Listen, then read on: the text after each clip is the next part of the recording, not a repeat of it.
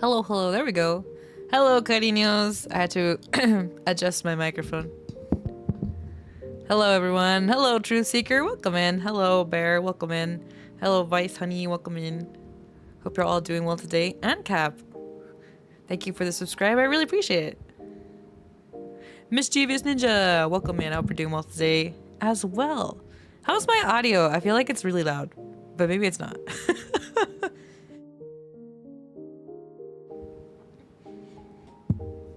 Let me just adjust a little bit. I still have a little bit of cough, but I'm trooping.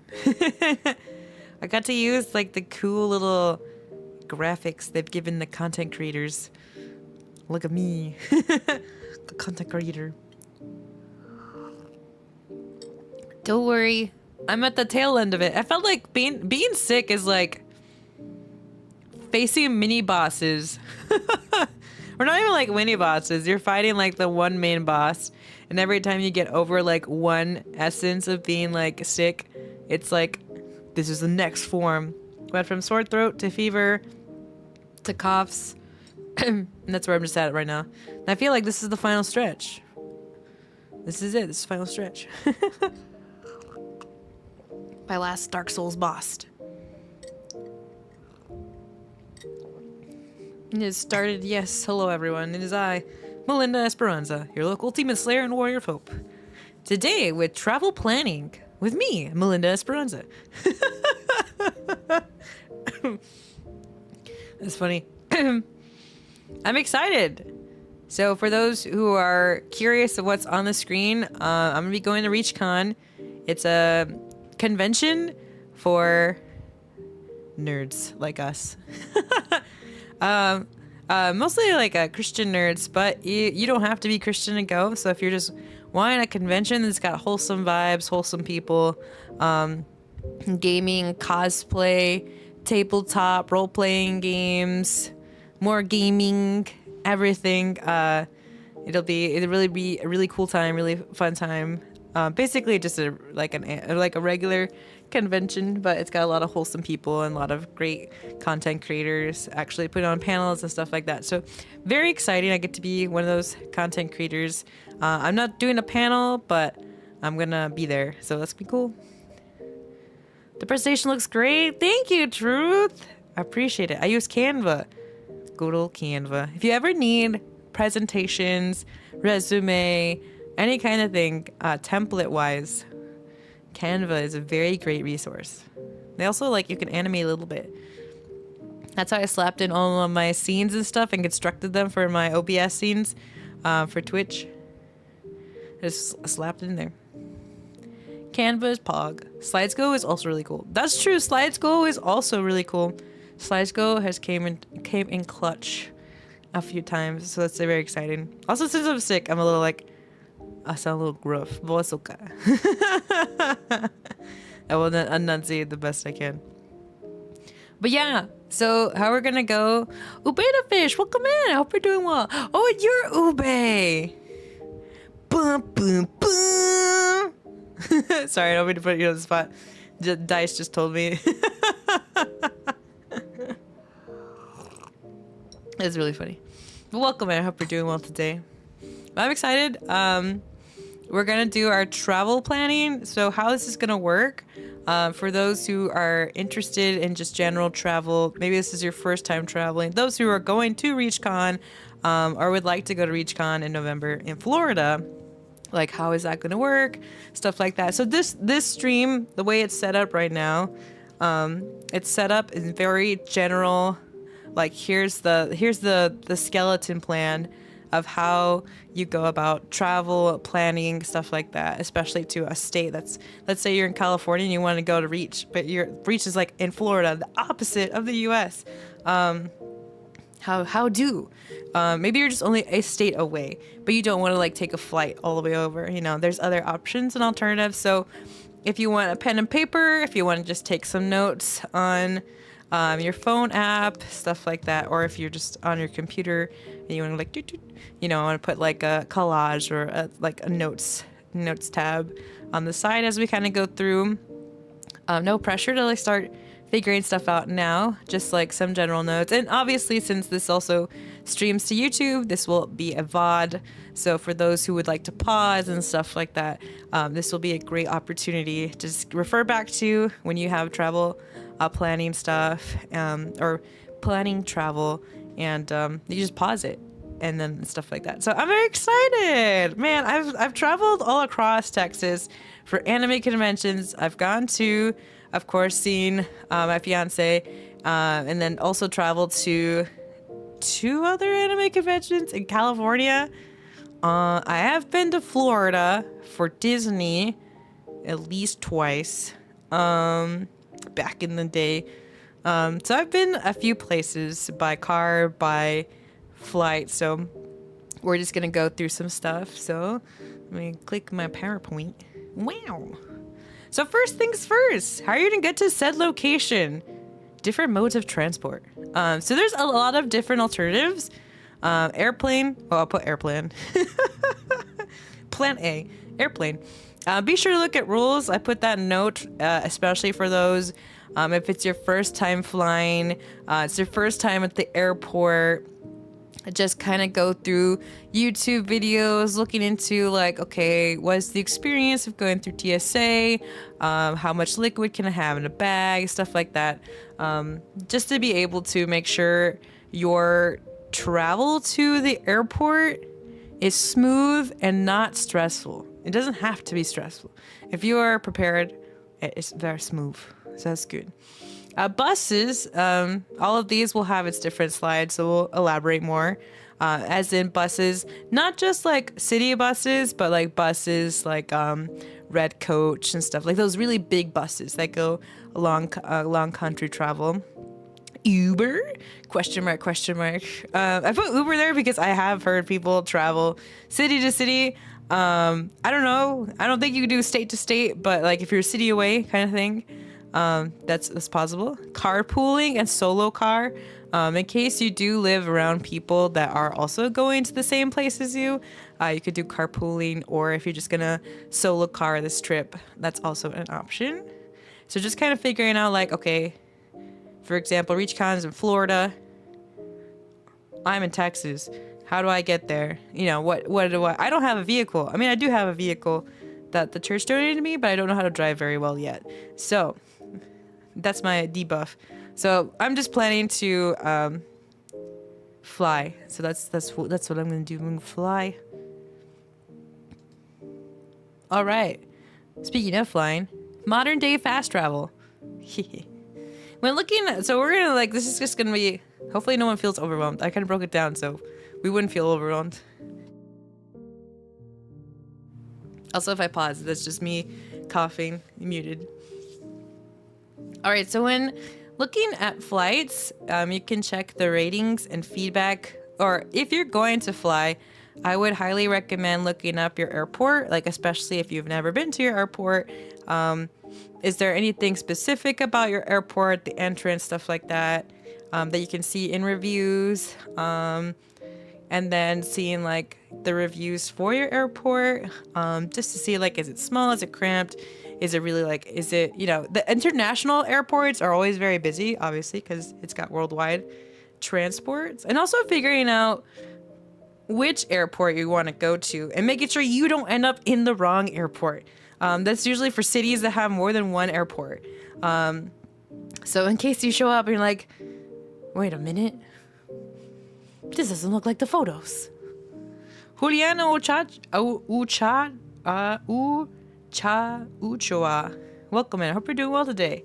Welcome. We're just talking about planning travel. So yeah, I've heard that at least once or twice that someone has shown up to the wrong airport. And I'm like, oh my gosh.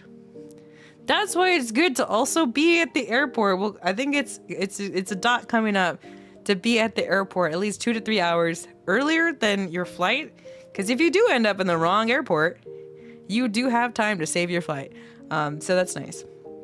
But just having like reviews and ratings of your airport just kind of gives you an example or a POV, a perspective of what your trip to your airport is going to be, what it actually looks like via Google Images and stuff like that.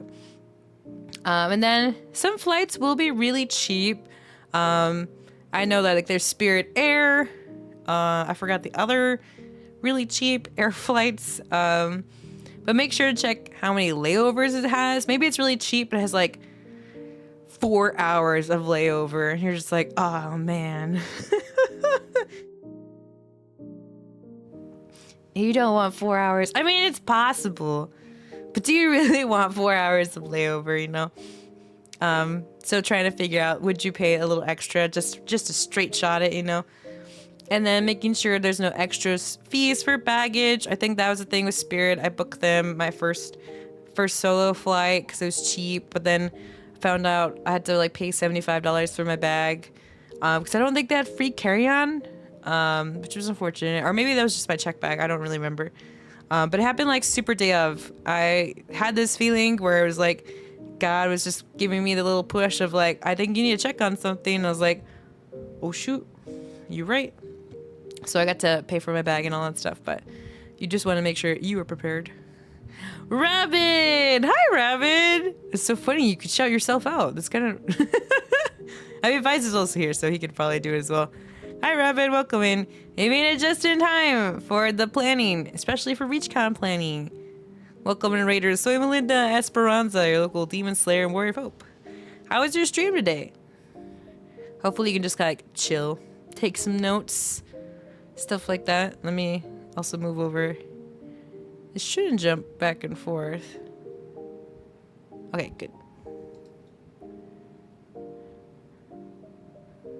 There we go. Shout out. Okay. Just making sure that if I move to my other tab, it doesn't open. Nice. But I hope your stream was fun. I know you're probably like typing and adjusting, maybe stuck in ads, all of the above, the struggles of raiding over into other streamers.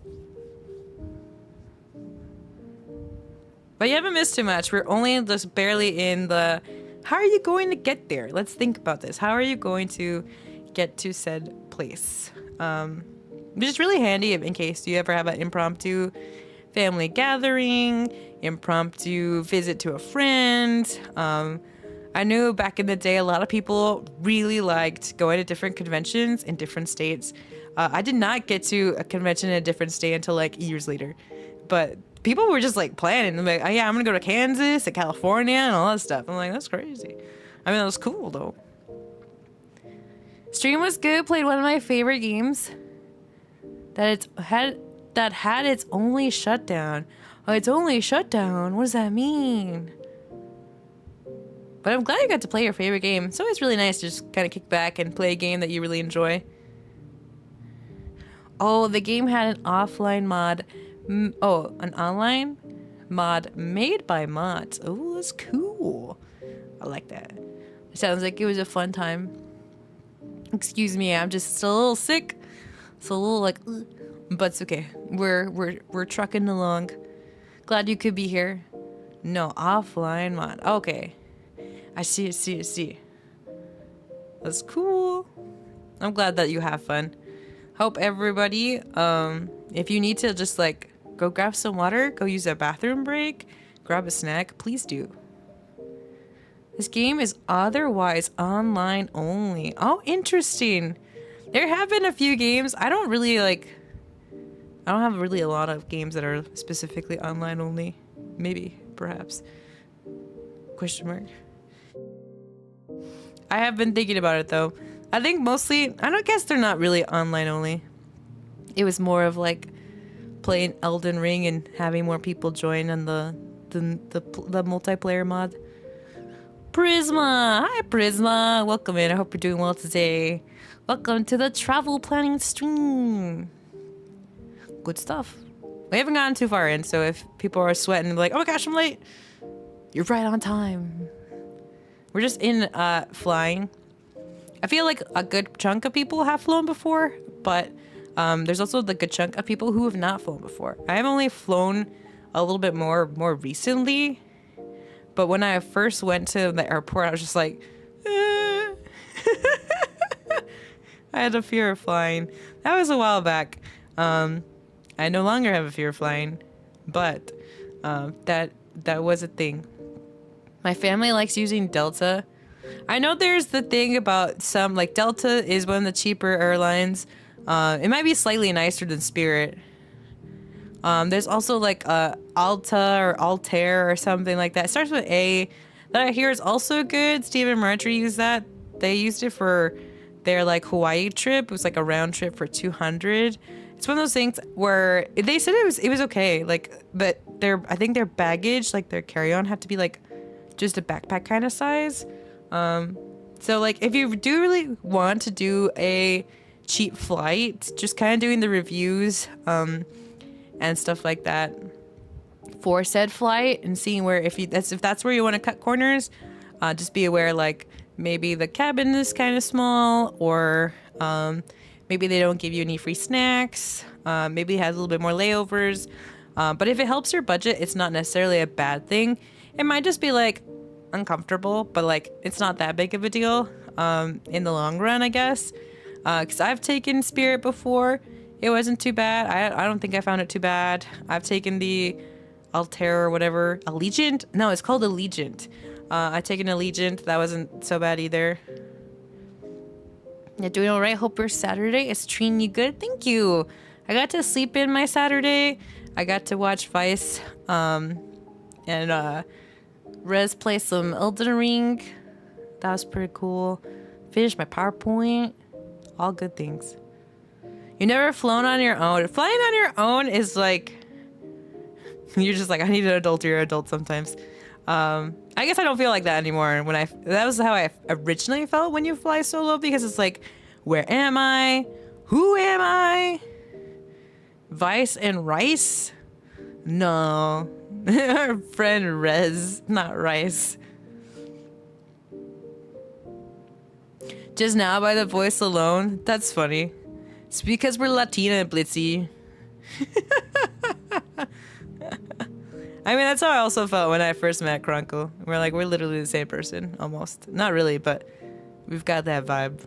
Welcome in, Blitzy. I hope you're doing well today. I'm sick, so I sound a little like... Ugh. Am I mishearing? No, Barry, you're probably not mishearing. It's because I'm sick, so I feel like all my words are in bold lettering. That it might not sound like said word. It was very well. We're actually looking at my PowerPoint right now. Let's see. What else? When you're I think the basically what helps. Let me finish this slide, and then we'll go to the next one. Let's see. Some layovers, extra bags, how clean. Oh, you can buy tickets ahead of time. So like for Reach, it happens in Florida in November, beginning weeks of November. So if you want to actually like buy your tickets now, that works. You could also wait. I think I put it on the next slide actually. Yeah, you can set up Google Flights to keep track of flights. So it helps give you a listing via your email or just updates, notifications of like, hey, we've noticed the trend of flight going like this or like flight going like that. Stuff like that. Poet, evening to you. I am doing all right. I'm almost there to not being sick. Slowly but surely, we're making it. But welcome in. I hope we're also doing well. I do have a warm drink. Hooray. I am being healthy. And if something happens to your flight, they could give you a special. That's true. Flights, for the most part, they don't... Like, if something ever happens to your flight, they try their best to accommodate. I remember... God is so good. I remember the first time, I think I was flying to Vice. That's during like I don't know if it was the first time or if it was just the first time during holidays. Didn't get there as early. It was it was crazy because I felt like God woke me up early, but I was like, ah. And even my friend recommended like I can pick up you early, and I just felt like God was saying like, hey, you should go early. And I was like, nah, this is why you don't like lean on your own understanding.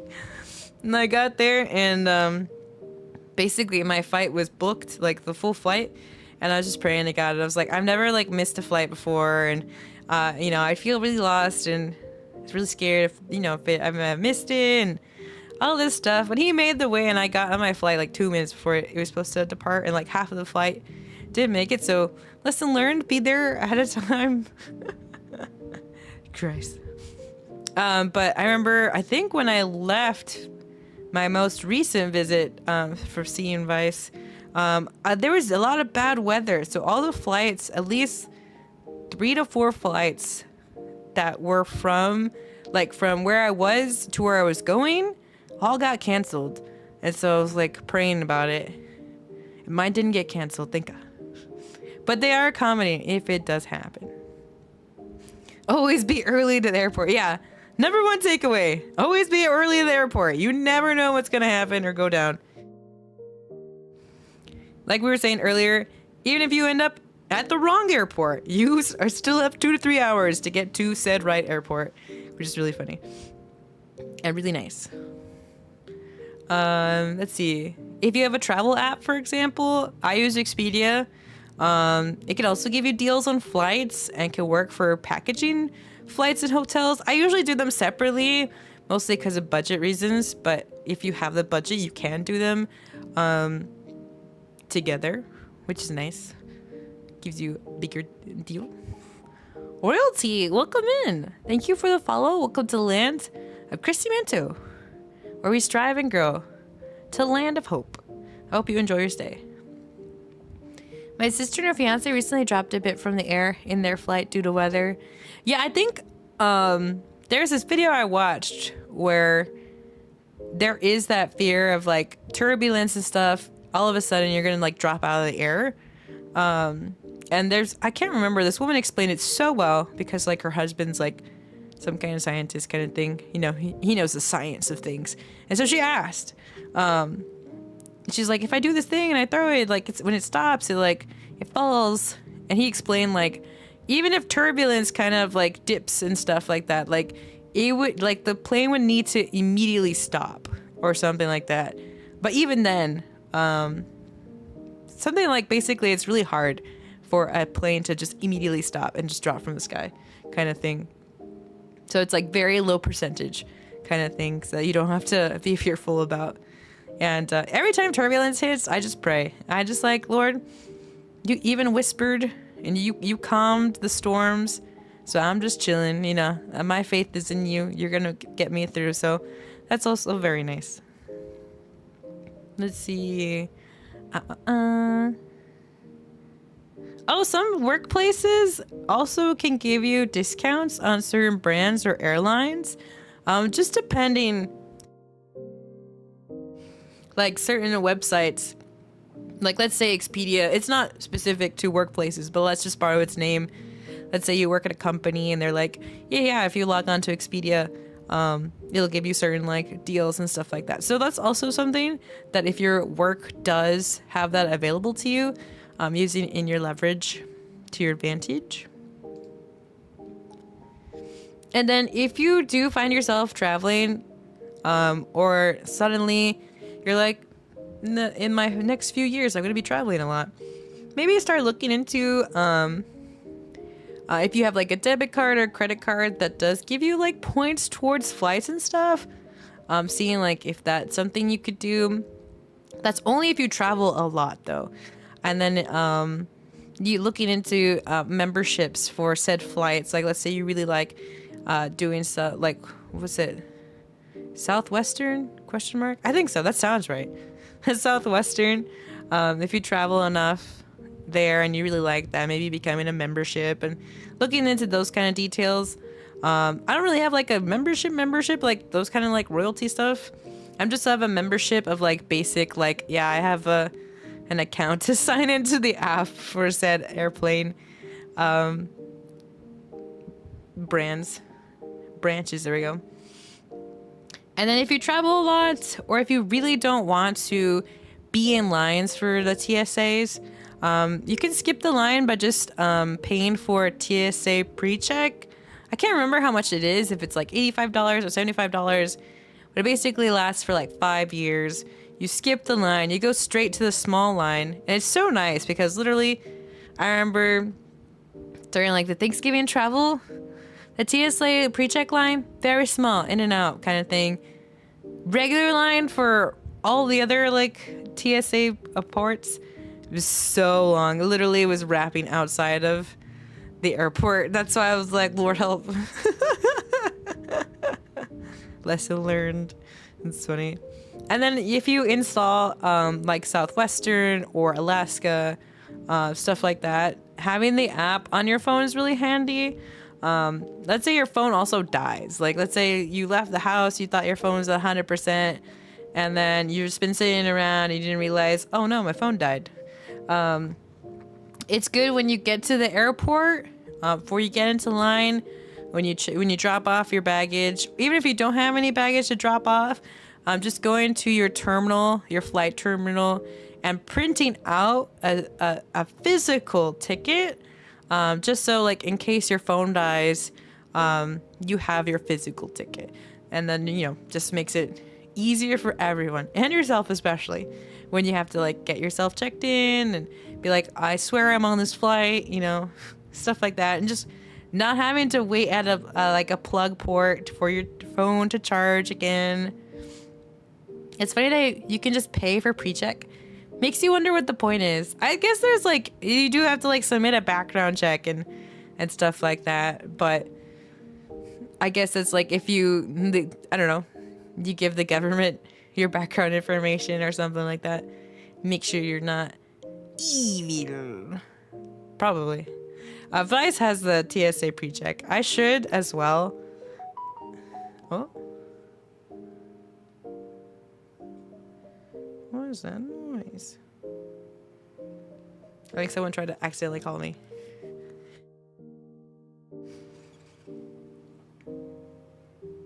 Oh, you did the TSA pre-check last year? Or signed up for it last year? It's very helpful. Audio, welcome in. Hope you're doing well today. Welcome, welcome. We're just talking about some general travel. Good to see you. Hope you're doing well today. Let's see. I think it's on the next slide, actually. At the airport. Good rule of thumb. 2 to 3 hours before. Especially during holiday travel. Belinda has learned this. So to pass this on to you. For me, I actually had like a passport lanyard holder. So it's like thick. Well, it's not like actually thick. It's just big. And I would slide my ticket into the transparent slip. And then it has got a little zipper where I kept my ID. So like when you're in the line for TSA and they're like, where's your ID and your ticket? Just, you don't have to pull out your wallet or anything like that. You don't have to shuffle it back in the purse. You just have it on lanyard. You give them the ticket. You give them your ID. They go bloop, bloop. They're like, all right, you good. And then you just put the ticket back into the lanyard and your ID back into your lanyard. You can also put your ID back into your wallet or purse after you get out of TSA. But I just found it super easy. It just made it really nice because I just didn't like fumbling and just holding it in my hand and like, oh, where is it? After I put everything in a box at TSA. And if you've never gone flying, when you get into the TSA line, it does move fast. So I just want to preface that? Just so you're not caught off guard, like I was a little bit. And it's like, oh my gosh, you take off your shoes, and you can bring spare socks. If you're like, my socks have touched the ground, just put on new socks.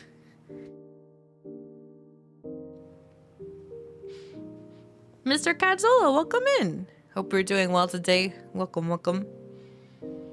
We're just chit-chatting about the airport. My dad flew out to Arizona to see his parents and drive back with them. Oh, wow. That's nice. How long is this drive gonna be? My friend has done that a few times for her parents. I think that's cool. She also has like a car that's like tough. Let's see. Don't lose your ID. Oh, yeah. If you've never flown before, know that airport food is very expensive.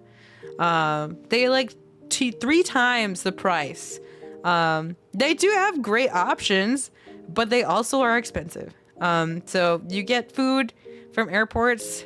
I mean, if you do have the flexibility of buying some airport food, that's great. But if you don't want to, it's best to like pack a meal before you come to the airport, pick up some fast food or something that you do enjoy that might be open around that time. Let's see what else. Or you can look for the options that, sound reasonable. I think I got like a bagel and orange juice. And I feel like at least one more thing. For like almost $10-ish or maybe like $12. So it wasn't like bad or anything.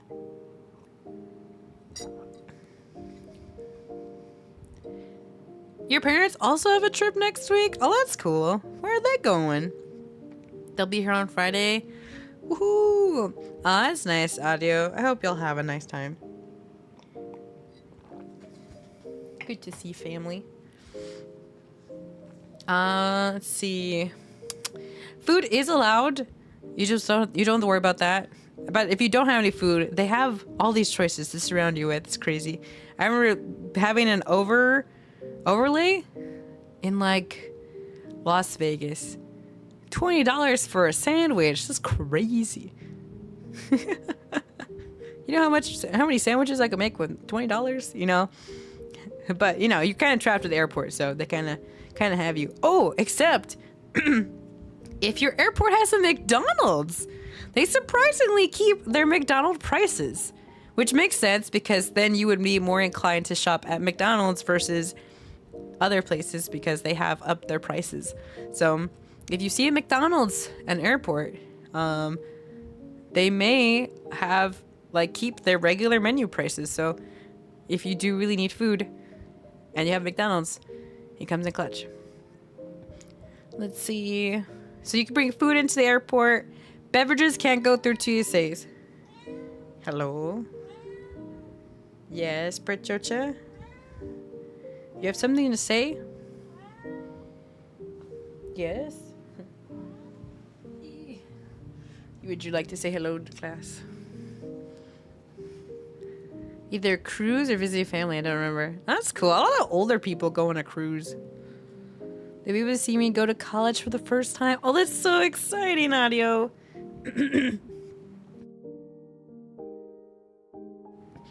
That's really lovely. I love that. That's so exciting. Yay. No entertainment options are on the plane. I know that you should either get headphones. Oh, or the plane might have disposable earbuds. Thank you, Rabbit. I totally forgot about that. There are some slots, so if you have the headphones, man. Also, if you need to download stuff before you get on a plane. There are some options where you can have 30. Yeah, that's for Georgia. She's here, precious.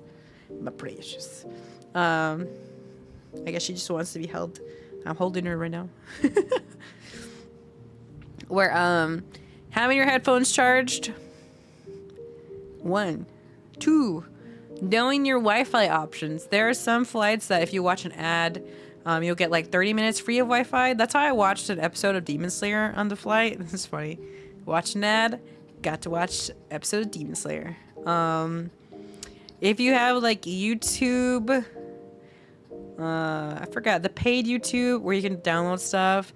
That's what I did my first flight. I did my a free trial, so I was able to just download music and stuff like that. That way, when we went in airplane mode, I just played some music, and that was that. There are some where you can connect to their Wi-Fi. I would definitely. It just happened once to me, where I thought for sure I typed it in correctly. But then it became this weird screen. It was something about viruses. I was like, that's weird. So basically, don't click on anything. Just close that tab, and then redid it. I don't know. It happened on my first flight, trying to connect, and then on the second flight it was fine. So if that ever happens, off chance you as well, don't click on anything. It always tries to make you to click on stuff. Just click away. When you were flying from Japan during the movies, you didn't find anything interesting? I mean, that's fair. YouTube Premium. Thank you, Rabbit. YouTube Premium. Yeah, YouTube Premium. You can download movies on YouTube Premium. There's a lot of free movies with ads. I guess you wouldn't really see them with no ads because they're downloaded. Unless they download the ads into things. Beware when plugging your phone into things. Yeah, that's true. I bring like a portable charger with me, so I don't have to like worry about finding an outlet or anything like that. I just already have an outlet on hand, and don't worry about like connecting to sketchy Wi-Fi's and all kinds of stuff. Making sure also you don't leave your phone behind on accident, or leave your phone unattended anywhere. Let's see. I make a point of bringing your own snacks. I always bring my own snacks. I don't usually eat all my snacks, but I bring them just in case. Because I do get to eat a handful of snacks. Beef jerkies came a long way. What else did I eat? I had little bags of cookies. They were like dark chocolate. What else? Honestly, I can't remember. And then use the restroom beforehand. I've never used the bathroom or the restroom on an airplane, just because I don't want to.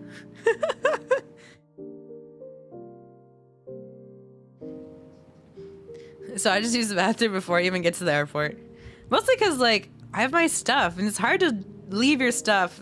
The life hack I kind of learned is that if people are with a family, if I need to like go to the bathroom, I like have my bags looking like it's part of the family's stuff. So no one would just like come up and like just try to take my stuff, because obviously it looks like from the outward perspective that it's part of this family stuff. So like I just like leave my, obviously I bring like my purse and my stuff that has like my valuables. But I just kind of let the bag sitting, and bada is there when I return. Let's see, is that the last thing about the airport? Yeah. Just the basic things of the airport. Just knowing how to get through TSA, knowing how to get your ticket, and reviewing what kind of flight you want to be on. If you want a window seat, middle seat, aisle seat, stuff like that. Just kind of knowing your options and doing your research. And then these are the buses, like the coach buses. Let's see. Look at reviews. I think that'll just be a big thing. A big takeaway is looking at reviews. Sometimes a lot of places have really good prices, but sometimes those prices kind of come with an under secret of like, oh, this is why they're so cheap. Not all the time, because there are some things that have really good deals, maybe because like not enough people are booking, or they're just having like a promotion, or maybe they have an anniversary, blah blah blah blah blah. But it's always good to follow up about those kind of things. We'll see later on in the car rental portion, after the lodging, because sometimes there are some, even I was doing the research beforehand, like car rental, if that was an option. There was one where it was like, oh, it's like $90 for 5 days. I was like, oh, that's cool. But then I was looking into the reviews, and they're like, yeah, and they slap you with like a $500 deposit fee, and force the toll fee onto you, and stuff like that. So you want to make sure you don't like end up in that kind of situation, because that can be really stressful and overwhelming, especially if like you had these expectations and all of a sudden it just turned out backwards. Let's see. Oh yeah, and then seeing like sometimes there's a few bad reviews, but making sure there's more good reviews than bad reviews. If there's more like consistent bad reviews mixed with good reviews, then you probably want to move on to a different service or something. Magoon, welcome in. I hope you're doing well today. Welcome, welcome. My cute little emote. Howdy, howdy, howdy. Let's see. We're just talking about traveling. We're in buses now. We moved on from planes, got onto buses. My recommendation is, if you live further out, like, you know, California, the opposite, like if you live super far away from your destination, plane is a way to go. Simple, fast travel. You can go from like California to Texas in like 3 hours. And then I think from Texas to Florida, probably around the same time of 3 hours as well. So a total of 6 hours. So you could probably get to destination across the country in one day, or a few hours in a day, rather than busing from California to Florida, because that could be like 14 days or something, maybe even 6 days. It is an option if you live closer to Florida or closer to said destination. Like, let's say you're like a state away, then you can just kind of like bloop, bloop, bloop, bloop, bloop. And if you plan it just right, like let's say you travel overnight somehow, if you live a little further out, making sure like your next like transfer bus drives you to said destination during the night. That way you just like get on your bus and you just sleep, and then you end up at your destination. Hope the same for you guys. I'm also doing well, slowly but surely getting over being sick. So if you ever hear me pause, it's me pausing to drink or pausing to cough. Let's see. Oh yeah, if you do take a bus, use Google location to see where in the world the bus picks you up. For the most part, I think Greyhound was also a bus service. I forgot to put that in the slide. But some buses, they kind of just pick you up at random locations in the city, and you want to keep safe. So if you're going to travel by bus, I would recommend making sure like your bus times are during the daytime or like before it cuts off into nighttime, mostly because they are just kind of random spots in the city. Sometimes will be next to other stuff, and sometimes they'll just be an empty parking lot in the middle of nowhere. Well, not in the middle of nowhere, but that's how it feels sometimes. So I think I've never taken one during the night. I've always taken mine during the day. Mostly because there's a lot more people too during the day. I'm trying to think what else. I'll keep track of your transfers and times, especially if you end up going over into a different state or a different part that has a different, like CST to EST or PST to CST. Making sure that those said times in your travel are in your correct time zones, and making sure like if when you get to different bus stops, like, hey, I have this bus, what time is it, where does it go off from, what is it going to look like, just asking questions and making sure that you feel secure in your bus travels. Also depends on other factors. One creator's driving from Texas due to bringing a lot of cosplays. Oh, that's right. I know exactly what you're talking about. I mean, traveling with cosplays is a hassle. If you travel by other means kind of thing. I remember, I guess the car was not big enough to fit this really big prop I had, so it dented a little bit. Christ. We only went from a different city to a different city. But yeah, there's also other factors. That's my recommendation if you don't have the other means to do other stuff. Might as well just take an airplane. If you do have the means to like, oh, you know what? You will travel 5 days on a bus, or you will go 18 hours via car. That's all up to you. Whatever like is suitable for you and your needs, that's great. This is my recommendation in case like if you're just like, I have no idea what to do. Here's my recommendation. Let's see, what else about buses? Oh, buses are slower. So it's also like if people do have fear of the planes. Like you just like, I can't go on a plane. I can't. If your city does offer buses, that would be really good. And also if you're looking at buses, making sure that it does actually get to your destination and what other transfers you have to like, okay, like sometimes the bus company changes. It's still all under the same umbrella. It's just that the image and name on the buses may change. So just keep an eye out on that. Buses I would recommend if you're like a state or two away and you would like to travel that way. If you don't want to use an airplane, or if you don't want to drive either. You could still use buses if you're across from the country or from said destination. But it might be a little bit more expensive and it'll probably take a little bit longer. So just kind of looking into buses and stuff could be a good alternative for those who are just a little closer.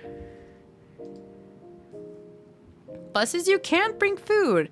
Just be mindful not to like spill and make a mess. That's just a general rule anywhere you go, honestly. Buses will make stop to convenience stores though on really long trips. I love when we got to stop at Buc-ee's one time. That was really cool. Because I used to bus a lot. There are also people that are going to try to plan out the trip together. Carpooling, hotel, Airbnb. Oh yeah, we're not there yet, but we will. I think actually the next slide might be... No, the next slide is like Uber and stuff, but the next slide will be carpooling, which is cool if you got the capacity to do so. Let's see. The cat's really happy. Hello. Yes. Let's see. Buses do have restrooms, but also use the restroom beforehand, or if you go to like a convenience store or something, you can also use their restroom. If you get to stop at a Buc-ee's, that's really cool. Love Buc-ee's. If you've never been to a Buc-ee's and somehow Buc-ee's is on your way to wherever you're going or on your way back, recommend. It's a whole thing in itself. Let's see. Some names are Red Coach, I've heard, Flixbus, Megabus, Greyhound. I feel like Greyhound is still in business. But you do have to look at what's in your area and if buses actually work out. I know there's trains in certain states, but other states don't have trains. So you might end up going to like only halfway from your destination because of limitations. So just kind of doing like research to see like, okay, where does each of my stops are, what's around in that stop. Georgia, no. Wonder Bubble, welcome in. I hope you're doing well today.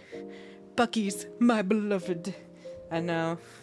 Buc-ee's is so cool. We have Buc-ee's in Texas. I forgot where else Buc-ee's are. I know they're in different states too. I didn't know they were in different states. I always thought they were a Texas thing. But Georgia, if you don't behave, I'll have to kick you out. Be a good girl, or you will be exiled. Let's see. And then if you plan it just right, you can sleep on the bus for the most part. Car travels. This is a stretch, but there is an app. Well, at least I know it's an app used in America. It's called Hitch. I've heard it from secondhand, so I don't know too much about it. But basically the gist of it is that it's like Uber, but it's for long travel.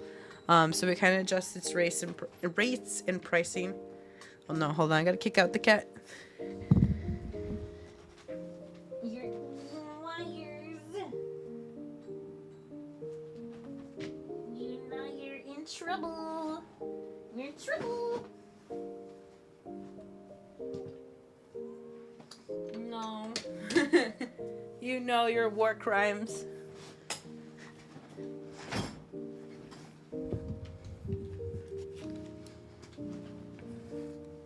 Had to stop her war crimes. Let's see. And then people have also traveled via Uber. I haven't heard too much about it, but I have heard it before. Someone said that they paid about $100 to travel to a different city, which is a lot. But it's like an hour, so it's not too bad. I think I put in a different slide that if you do like Uber to a different city, it's like $100. If like 5 of you are in the car, it's not too bad. It's like $20 to just travel to a different city, so it's not bad at all. John, welcome in. I hope you're doing well today. I forgot your picture is Junie for a hot second. I was like, Junie? Welcome in. I hope you're doing well. Just got out of evening mass. Oh, that's nice. I forgot. What day is today? Today's Saturday. For some reason, I thought it was Monday. It's so weird. It shouldn't be Monday. That's for sure. But welcome in. I hope you're doing well today. This is your first live stream I've caught. Well, welcome. We're just doing like general travel tips. We just talked about buses, slightly on trains because not all states have trains, unfortunately. That'd be super lovely if we all did. That'd be so cool if we just get on a train and then like, to said other state. That'd be really cool. And airplanes for ReachCon. I'm also slightly sick still, so if I pause at any time, it's just mostly me muting to drink or cough. And then for a reminder for those who don't know, I forgot. I think I explained in the beginning. Yes, I did. ReachCon, I'll be there. That's why we're having this stream. Because I did my own research of how to do my travel and trying to teach other people how to plan your travel and how to budget and save costs and stuff like that. And what else? And a lot of Christian content creators are going. And so if you're a Christian who's got nerd hobbies and stuff like that, I'm looking to have fellowship and grow with other people and just meet other people. It's a very great way to meet other Christians. And you don't have to be Christian to go. If you want to go to a convention that's got wholesome vibes, wholesome people, very big W for God, you could also come out to ReachCon. I always wanted to visit Japan and go on a pilgrimage to different churches there. That'd be amazing, John. Me too, honestly. I want to go to Japan, but also like I want to go visit their Christian churches that they have there, because I know it's a small population, but God works in a mysterious way, in big ways too. So I'm just like, man, I want to go and talk to them and be like, yeah, Jesus, and be like, so cool, you know? One day, John, God's gonna work. God's gonna make the way in the ways that fits best in our in our lives. But it's cool. It'd be so cool. So cool. If I do get to go to Japan, we'll just have a traveling, specifically go to Japan. Big Japan travel stream. Let's see. Oh, there we go. Carpooling. If you or other people live in the same area, you can coordinate how to pick up everyone. Even if you don't live in the same area and you're like on the way to travel, it's good to just coordinate this way. That way you're not driving or wasting any miles going in different directions, picking up people in out of order kind of way. You can map it. Basically, the best way to carpool is map your destination and then insert everyone along the way to see where they are. So you can go like up, down kind of thing. Ambi, welcome in. Welcome. Hello, Raiders. Soy Melinda Esperanza, your local demon slayer warrior of hope. I'm a little sick, but that's not gonna stop me from defeating darkness. Welcome in, Envy. How are you doing? How's the stream today? Welcome. Hope you can just kind of relax, grab some snacks, go use the restroom if you need to. Not perish, for sure. But hope you were doing well today. Hope you Raiders are also doing well today. We're just talking about travel. And then I'll review my specific things for ReachCon, but this is just general stuff for anyone can know if they're traveling anywhere in the US too. You're done defeating demons yourself? Ooh, what were you playing? Were you playing Doom? I know a lot of people have been playing Doom lately. I don't know why specifically, but that's cool. I'm doing well, thank you. I took today as like a nice kind of slow Sabbath day. So that was nice. Didn't do too much. My mom brought me some beans and bread, which is kind of funny. Because it's just a tiny bowl of beans. And 3 tiny loaves of bread. Bonuelos, I think that's what they're called. They're like the tiny loaves of bread. Doom the Dark Ages came out. Oh, I didn't realize that happened. I was like, everyone's kind of been talking about Doom lately. Maybe it's just the resurface of it, you know? Or maybe like everyone's like, yeah, this game is great or something. I didn't realize. It's so cool. I tend to like to discuss religion, so sorry about the many replies on the other video. No, it's okay, John. It is perfectly fine. It is totally okay. I just want you to know, like, we are always welcome to talk about faith stuff. We can talk about it right now, too, in the midst of ReachCon. I mean, it's all about Christian content creators and going and making fellowship with other people who also have similar interests and stuff like that. So it's always good. It's always good, too, of, like, if you don't know other people and you want to make sure, like, oh, these people, Like if you bring up stuff, will you be welcome? Will you be shunned? All kinds of stuff. So, hey, we're a good, safe place where we're here to just grow in faith and grow in hope, grow in God, all kinds of stuff. Have good fellowship too. Nice. Hope that you feel better. Thank you. It feels like every day that I've woken up since Tuesday, I'm like fighting a boss, the sick boss. And every time I get over one obstacle, it's like the advances to the next form. I feel like I'm in the final form now. Like me versus the sickness. I don't know. I guess it's like a summer cold or something. I'm not exactly sure. I just woke up Tuesday morning and being like, oh no. Oh no. The redeem is like, you can't redeem it at all? Or did you already redeem it? Oh, man. Oh, you got it. Okay, let me just give it to you really quick.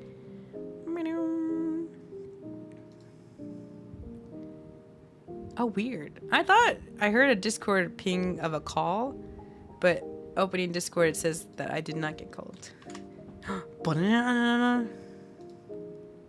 Joey, welcome in. I hope you're doing well today.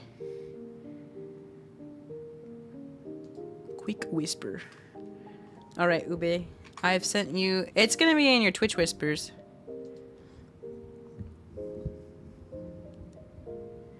Hope you feel better. Make sure you're getting some sun. Oh, I do need to go outside. I have gotten tiny bits of sun in the past, like 2 days. There's been a big help for me lately. And orange juice with seltzer is great when you're sick. Oh, I just ran out of orange juice. Christ. But I got this tiny cutie, and I'm drinking... What's this called again? Apple cider? And it has some vitamin D in it.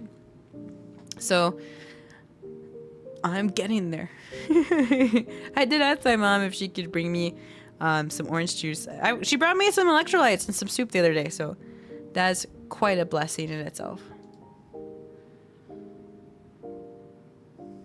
I feel that I'm in California. The weather has been hot to cold over and over, so it's been getting to me a little bit. Yeah, it's kind of crazy.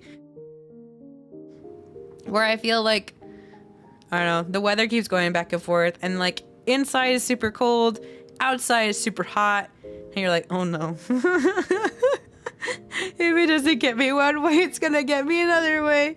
No! That's how I felt. Like, I just turned on the AC, but like, I felt like it was still like the same. I don't know. I honestly don't know. I don't know. Christ. VTuber and anime culture is a space of faith that badly needs to baptize and anoint. I appreciate seeing people like Ellen V. Angeli. Thank you, John. It's a great thing. I think I talked about it on a different stream. I can't remember. Maybe it was during Faith Talks. I honestly don't remember. Where I was like, or maybe, no, we talked about it during the Resident Evil stream. Towards the super, super very end.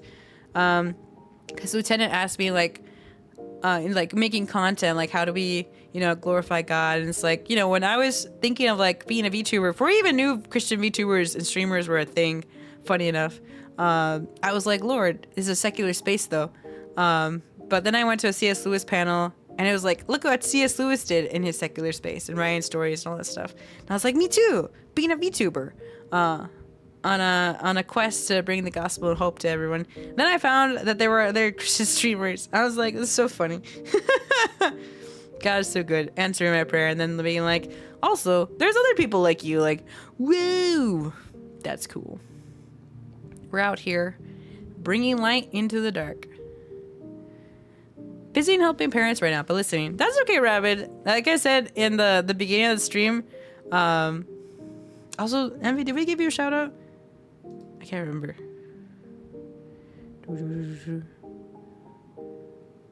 We did. Check out Envy, please.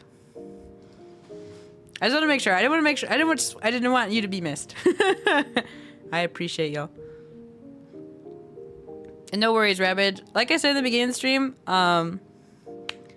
this is just set up so like anyone who wants to take it slow and wants to read the slides or anything like that, it's streaming straight to YouTube right now. So if you have to dip or do anything, you know, this will be available to you as like just a VOD where you can like fast forward, replay, look at the slides, pause, write down some notes, stuff like that. ReachCon travel prep, I see. I'll be flying in by plane. Me too! Exciting. Oh, welcome back, Rabbit. That's funny. Speaking of Resident Evil, we ever play Resident Evil Village? I watch Gurenad's Ina's Village streams. I do plan to do Village and 7. I'm still debating if I want to do it in 7 to 8 order, if I want to do it 8 to 7 order. Because that's how I originally played it. I played 8, and I was just like, I gotta find my wife. And then 7, I was like, oh no, you can keep my wife. I'll find a new wife. So we'll see. But I do own 7 and 8, so we'll probably get to those. And you know me, I'm on a quest to defeat evil. Just try and be a good mod. Thanks, Rabbit. I really appreciate it. Never ever feel pressured, but I appreciate the effort that you put in. Vincent, welcome in, Vincent. Hope you're doing well today. I love the little emote that goes so. It's so funny. But yeah, we're planning. We're in car travels right now. I forgot what we were saying last time. Carpooling. Yeah. If you got a destination in mind, plot everyone's address and then see what makes sense. And also what areas get really congested with traffic. If you could take some back road streets, that would be great as well. And making sure like you don't run into tolls in areas you're not very familiar with. Cause that could be a surprise thing too. We'll get to it later on, or maybe it's here. But according to my research, Orlando has, or Florida, the area that the con's gonna be has a lot of tolls on their main roads because they're a tourist place, which is understandable, I guess. So is that something to keep in mind? Christian VTuber playing Resident Evil is something. And that's me. I'm on a quest to destroy all evil in all places. And I am a warrior of hope. I go, whatcha? And I hiya. And then I kick them. I talked about on Cho's VTubing, or the what's it called, testimony interview. He was like, people think my perspective is very interesting. It's always been my perspective. I don't like playing horror games because I'm a big fan of horror or anything like that. I'm just on a quest to defeat evil in other lands. That's basically it. That's me. Folktown hero. GPS are good with letting you know about that stuff. True. You can also zoom in if you're like, this is kind of like rough. Let me add other point POV. Mostly because like I know for me, when you're traveling, once you hit the traffic hours for when everyone's traveling, it's good to know some backup routes. Just so like if everyone's stuck on like said main highway, you're just like, all right, time for me to near. I'm gonna head off and pray. Evening prayer. God bless. God bless you, John. Thanks for hanging out and coming by to say hello. Hope you have a good evening. And you take care out there. God bless you. I haven't heard an Anastasia reference in a minute. That's me, too. I loved Anastasia. It was funny because I don't know if I was part of the crowd that thought it was a Disney movie. But then at that point, it got sold to Disney. So in the end, Anastasia did indeed become a Disney princess. Indirectly. It's kind of funny. But it was one of my favorite movies. It was so good. It was so good. It's very, very good movie. Would recommend watching. Let's see. Oh, and if you are carpooling, just to make it fair, making sure you... That's true. They do have like Rasputin or in his like weird demon glass things. I found that kind of weird. I was like, how does he have all this power? What? Who gave him this little lantern thing? Don't sell your soul, you know? Crazy. The green fire and stuff, that's understandable. He was kind of creepy. Just this guy hunting down this girl with weird magic stuff. Looking like a classic cartoon villain. Let's see. Oh, if you do carpool with people, having like the premise and understanding that everyone will pitch in for gas, that just kind of helps in the long run. So like you're not only paying all of this money in gas and no one is helping. Just kind of having an understanding of like, okay, out of all of us, you know, I've got a car that will get us there. I'm at the tail end of everyone, so I can pick up everybody. All you could do is kindly ask and offer, hey, let's all split the gas tab. You know, if it's $20 and you have 5 people in the car, just being able to split that all amongst yourselves, just so it's just very helpful. There's also apps to help with carpooling, spending wise. Oh really? I didn't know. Oh, I don't actually drive a lot or drive at all, so I didn't know that. That's cool. I know there's also rewards at certain gas stations too. Like you could save a few cents on certain gas stations because you're a member there. There's some member benefits. So if that's something that you are a part of, that could be something good to look into as well. Let's see.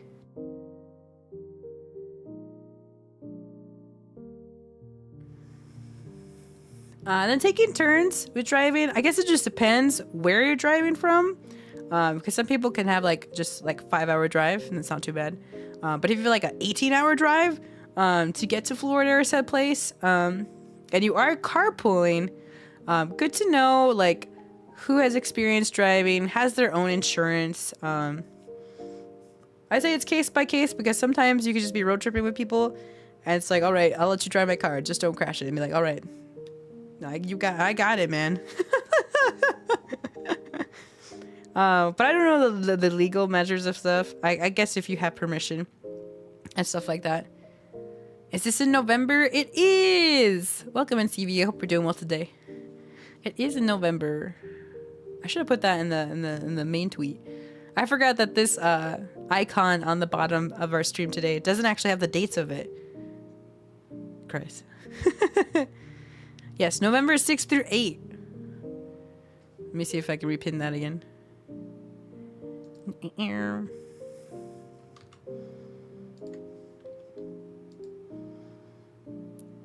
I'll just recopy pasta this.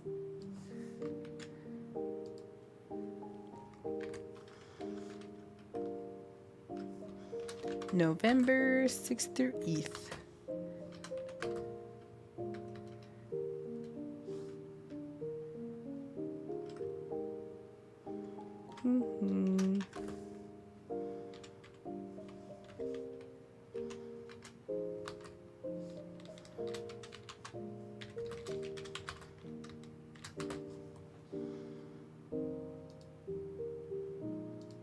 Becomes new pin.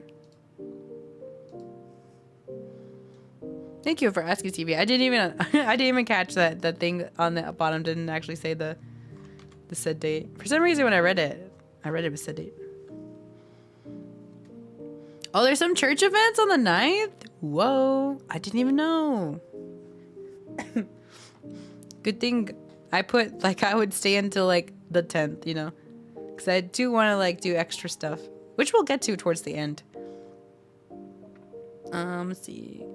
Oh, and if you are going to carpool people, make sure you're not over agreeing to how many people are going to be in your car. You just want to make sure everyone, if you know your measurements of your car, it's okay, if we have 5 people, I can fit maybe 5 luggages in the car, but maybe 3 in the back trunk, 2 have to be in the back, stuff like that. So good to just make sure. The 9th will be fun. I'm excited. That's so cool. It's 6th, 7th, 8th. Wow, that's technically a 4-day convention kind of thing. Then I put as a joke, don't over agree, because then Big Timmy has to be exiled from the trip since his stuff don't fit. Be sorry, Big Timmy, your stuff don't fit. Goodbye. Drives away into the sunset.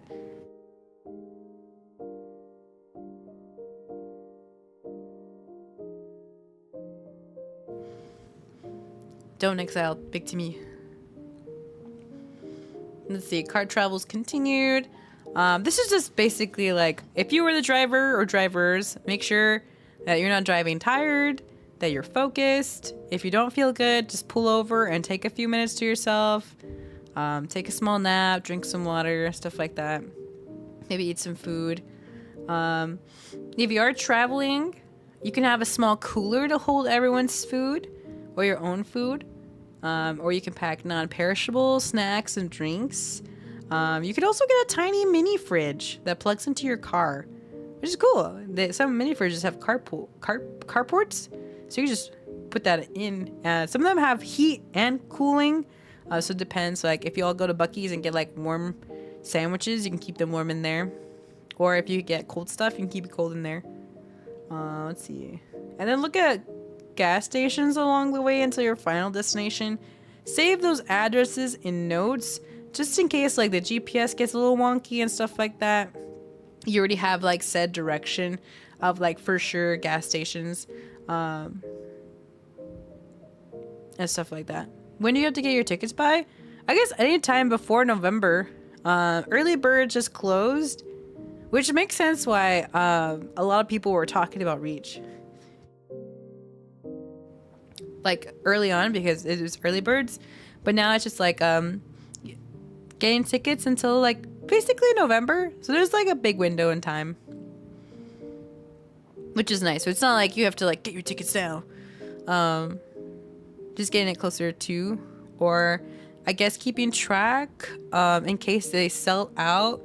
I know all conventions have a max limit of how many attendees can be there. So that's just, you have until November, but in case it does start filling up, tickets do give you like a little like quote of like, ticket number is running low. But welcome in, Samuel. Hope you're doing well today.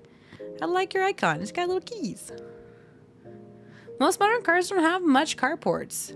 Oh, cigarette lighters. Most have USB ports, and newer ones having some USB-C ports.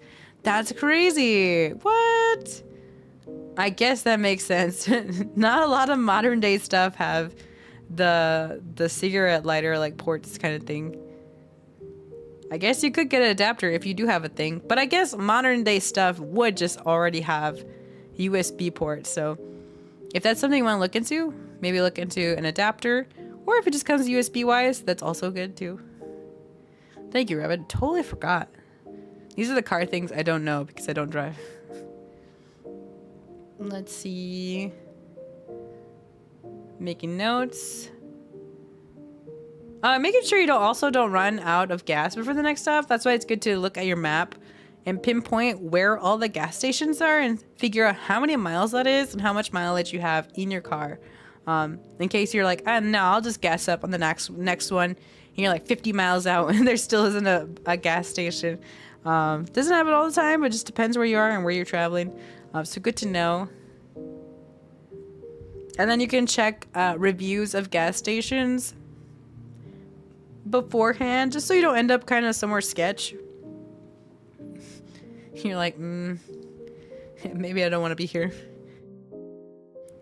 Reviews. And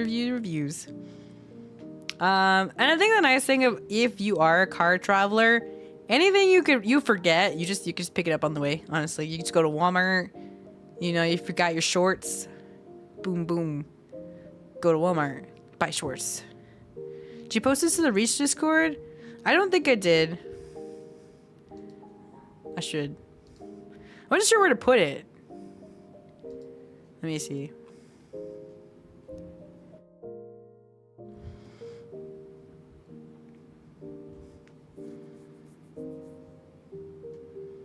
Oh, maybe it's the streamer links. Whoops.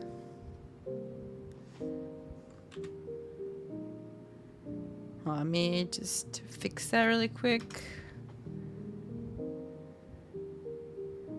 I guess that's the way it was like phrased. I didn't think of putting it in. Ba-da-da-da.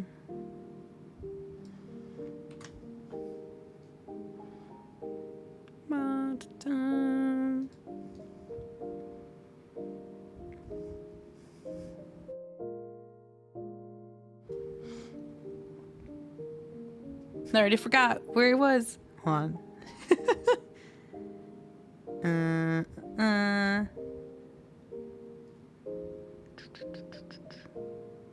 Oh, I'm just gonna move this over here. You can always buy a swimsuit. True. If you don't have a swimsuit on you, or if you forget one, you can always go buy a swimsuit. Easy peasy.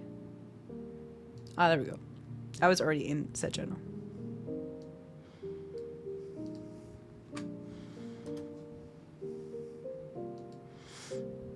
Thank you, Ravage. I hate figuring out Discord channels sometimes because some people try to be clever with titles without explaining the channels. Yeah, it wasn't specifically like a share, like when you go live kind of thing or stuff like that. But it worked. I think we haven't gotten that far either. We've done a lot of just general travel. The nitty gritty comes up a little bit, yeah, in the next few slides. Nitty gritty. Let's see. Oh, also when you're traveling by car, figuring out where are the high traffic areas, seeing on the map, just kind of looking like, okay, if I went from this city to this city, where in it in high traffic volume time or the time you estimate you might be there, kind of like finagling it in maps to see like, okay, this specific road, red for 30 minutes. I will take side road and go shoop. Just so it makes it easier for drivers. Slowing down the momentum can be pretty painful. Again, stuck in traffic. Nobody wants to be stuck in traffic. Let's see. Oh, and then figuring out if you do carpool or just going solo, what's gonna keep you not bored? Maybe sharing a shared interest podcast, unless everyone just kind of does their own thing. That's cool. If you all chit chat with each other, it's also cool. But if you want to like put something on for everybody, that's great. You can also listen to, like, for example, if you all like Kingdom Hearts or just like instrumental music, you put the symphony. Just stuff, just making sure you have like a plan that you talked about, like, okay, we're gonna be stuck in a car for 6 hours. What do we want to do? If everyone says like, oh, I'll just be on my phone or I'll just be on the headphones, be like, man, I'm gonna sleep for those 6 hours. All right, perfect. But having like a go-to plan is just good in case like everyone's kind of like awkward or something. I don't know. Especially if like these are people like you're going to meet IRL. And haven't been in a shared space for too long. So just being able to like, okay, I'm gonna pick us up. We're gonna go. It's gonna be like 6 to 5 hours. What do we want to do? If there's any stops that we want to do, if we want to stop at Buc-ee's, just having a go plan of like how you expect, especially as a driver, like where are you going to stop? Where are your gas stations? How are you going to fuel up? Stuff like that. And then bring stuff to sleep if you don't want to lodge. And then plan out the timing of when you leave the car or when you leave said area to get there before. Like, let's say you leave like 5 in the morning. You're just like, I'm just going to go. We're going to travel for 6 hours from 5 in the morning. Just so you can get there at checkout time or something like that, you know?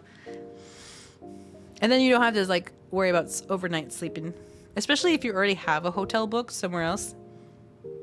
Let's see. We'll talk later about budgeting for gas. And then checking how much it is in each state. For example, California is double the price of Texas gas. So if you leave California, you just be like, thank God for Texas gas.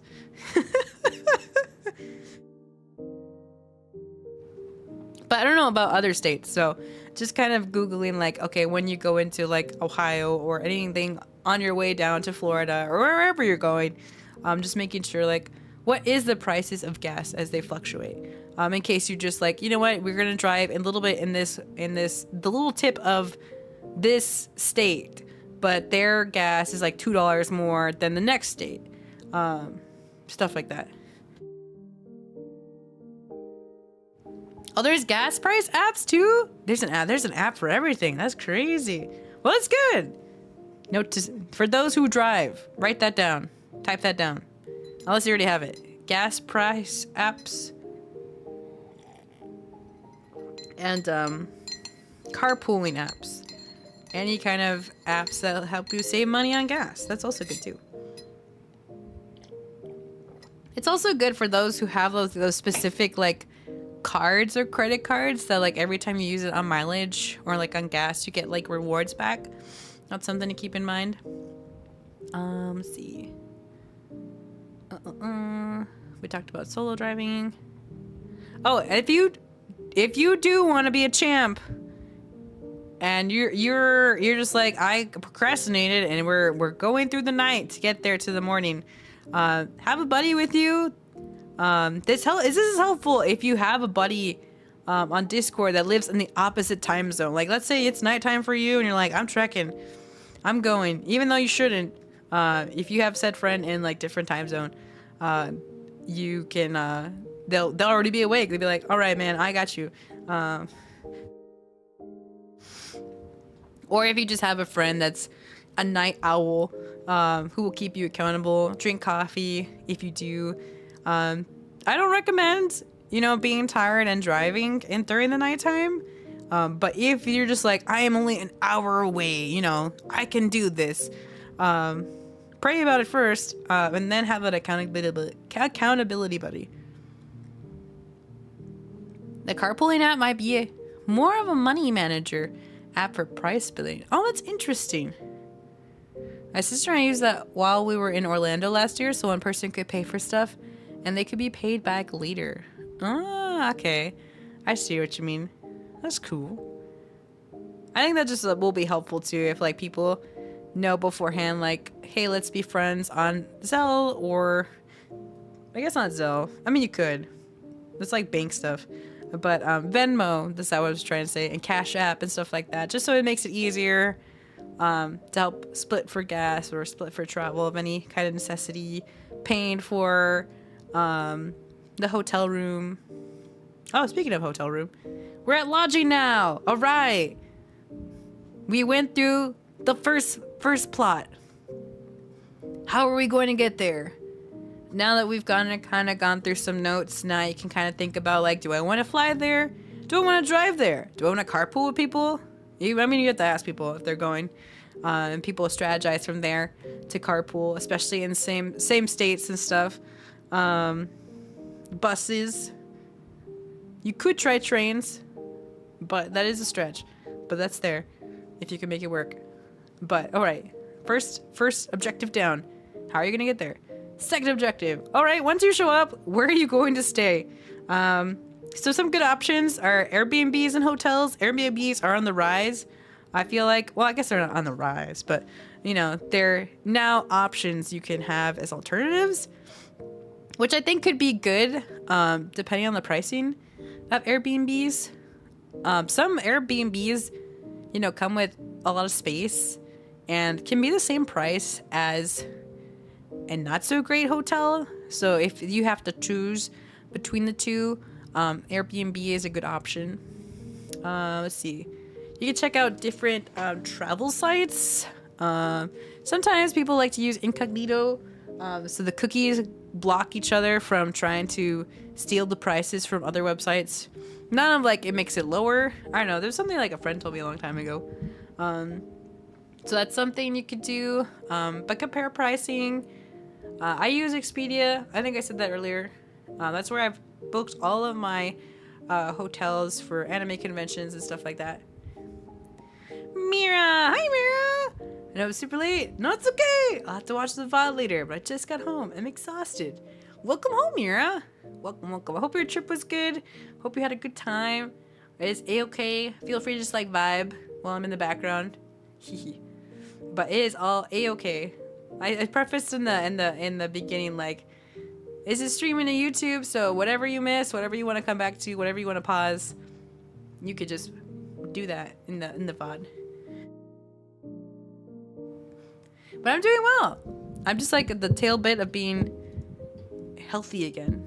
It's a little bit sick, but we're trekking through. We just got to lodging. We just finished basically the recap of what has happened before. It's if you want to fly, carpool, car solo, bus.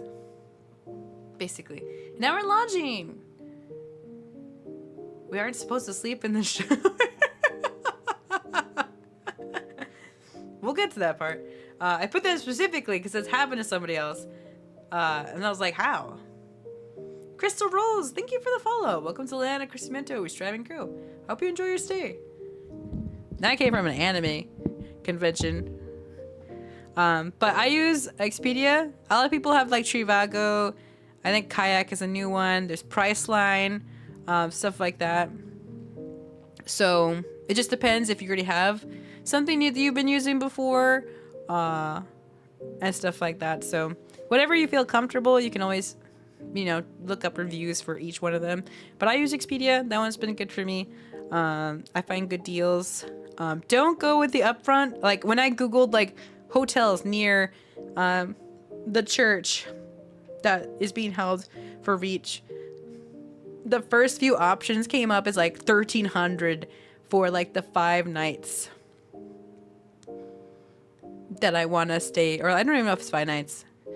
But I was like, that's a lot. But then, going into my app, and putting in the dates and looking through the things, I was able to book a hotel that has like more than 4 stars and has like a nice pool, has good placing. It's a little further away from the con, like only 30 minutes, but it's very nice. And I got it for like $500 compared to like $1,300 that I was throwing out when I just Googled it. It's crazy. I know that is a lot. That's wild. But that's why you don't always go with the first few options. You gotta like dig a little bit. Is Priceline the site that had advertising campaign with William Shatner? Did they? I have no idea. I know Priceline, I think, is on the actual Reach page, which we'll dive into a little later in the planning stage. I didn't know that was a tab for it, so it was cool. But it's good to like, I try to look for hotels on the Priceline one, but I felt like the same pricing, like the same amount of money for the hotels that I was offering on the website for the same dates. I mean, there might be just a lot of people have already booked some other ones, but for me, I was just looking, and there were a lot of 3.0 hotels that had the same kind of pricing or a little bit more expensive than the hotel I just booked that has a 4.0 kind of thing. So just something to keep in mind. But yeah, just kind of knowing your options, stuff like that. I do like, the thing I like about Expedia and probably other sites too, is that they have an option to reserve the room and pay later. You can pay now, which like maybe saves you $100. But in the long run, I like to just do reserve the room, pay for later. Mostly because I don't want to be in the position of paying for a hotel room, then something happens and I can't, like, there's no free cancellation or stuff like that. Like I heard that a lot during the anime convention scene, where a lot of people were like, book their hotels, and then conventions would be like, sorry, we're not actually doing it outside these dates anymore. And so people would be like, I lost all my money. So I don't want y'all to be like that, and don't want you to end up in that situation. Corky Bug, welcome in. Hope we're doing well today. I love seeing all your photos with cosplays. They're so amazing. Can I chime in about third parties as someone who used to work for hotels? Yeah, go for it. It was good godly timing. I'll let you type that up because I know that takes a hot second. And Twitch, was it delay? Between me and you and me and the interwebs in between. Oh, I guess while you type, I will explain this whole thing about the don't let someone just sleep in the shower. If you're gonna split a room with people, make sure it's realistic. There are times where I was talking to someone where they're like, we had 12 people in a room that definitely did not fit 12 people, and the guy I had been friends with, he slept in the bathtub. I was like, what? He's like, yeah, you just gotta get used to it. And I was like, well, what if people need a shower? You know, you just gotta dry it off and whatnot. I was like, oh my goodness, what? So if you have a room, make sure you don't like overpack it like sardines. Because I mean, if you're gonna have like 12 people in there, might as well upgrade to a room that actually holds 12 people, not necessarily holds less.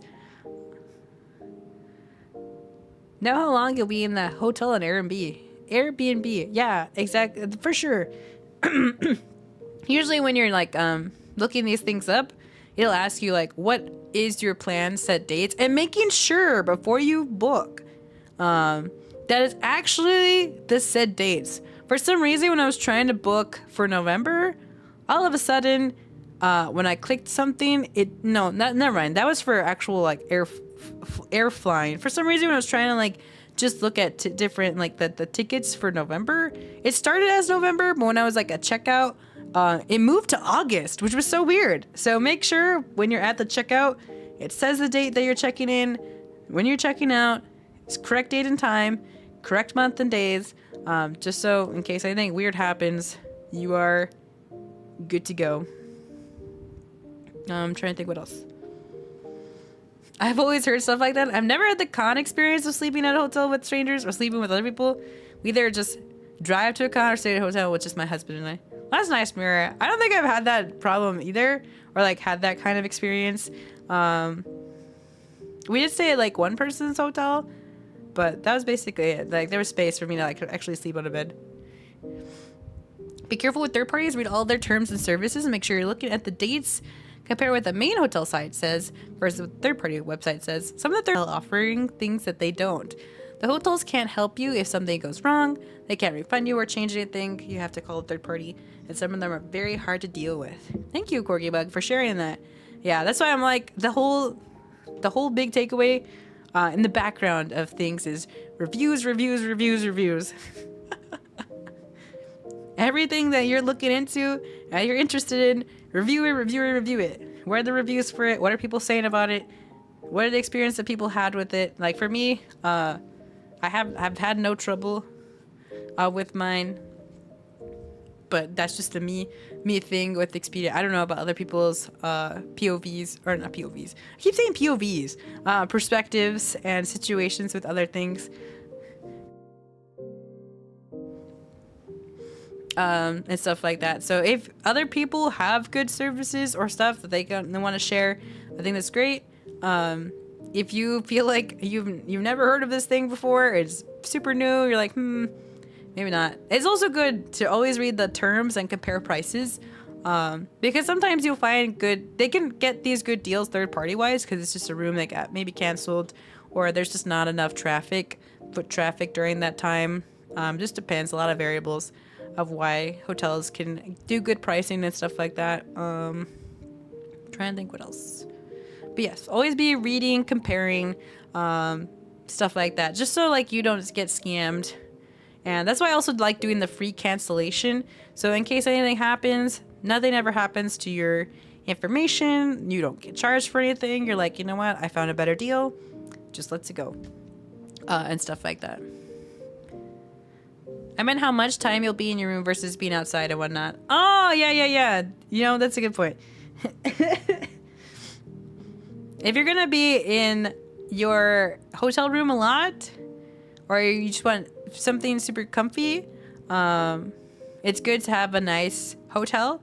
If you're going to barely be there and you'll only be there for sleep, it might be, if you do want to go for the cheaper hotels on the lower like rating, that's okay too. It just depends. It really just depends on the reviews. There are some places, I remember when I was trying to go to Texas Anime Convention, I got to the place that I had booked and it was just awful. There was all these random people just standing out there.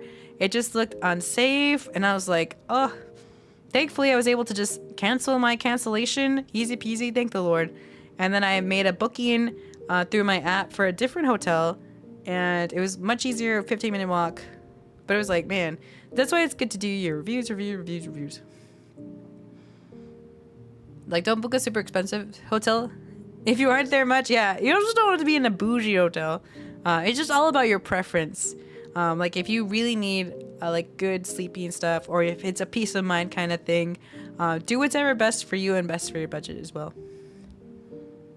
Dude, hotel reviews are so important when going to cons. I know, because like everyone wants to be around, especially like those who are coming out from different cities and different states to a different city. It's just like, it's sometimes a whiplash for people who go to one state to another. Like, whoa.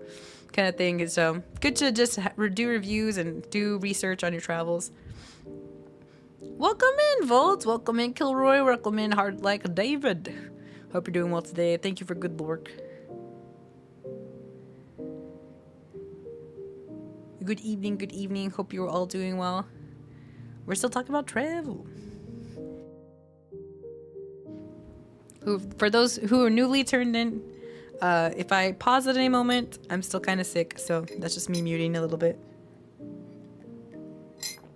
Or drinking some tea. Although I wouldn't mind a hot tub, didn't get one the last time I was at Lord Lando. The nice thing about using like the third-party apps, especially if they do turn out to be more like reliable, you do get to have like special offers in like nice hotels. I don't know if the one I'm staying at has a hot tub. It does have a pool, and it might have like shuttling. I can't remember, but I was like, wow, this is pretty cool. And because I had originally another one booked, but then I found a nicer one, and there's basically like the same pricing.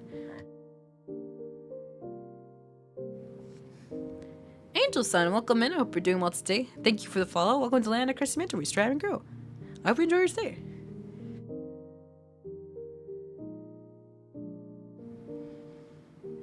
Man, I really want to go Reach, but with flight and hotel, it's going to be like $1,500 for the whole trip. Yeah, it is. It is going to be. Any trip is always very expensive, but we'll get to the budgeting part towards the end of the stream, or not towards the end of the stream, towards the end of the slides. Let's see. Oh, if you are sharing a space, like a hotel space with somebody, be conscious that it's not your home.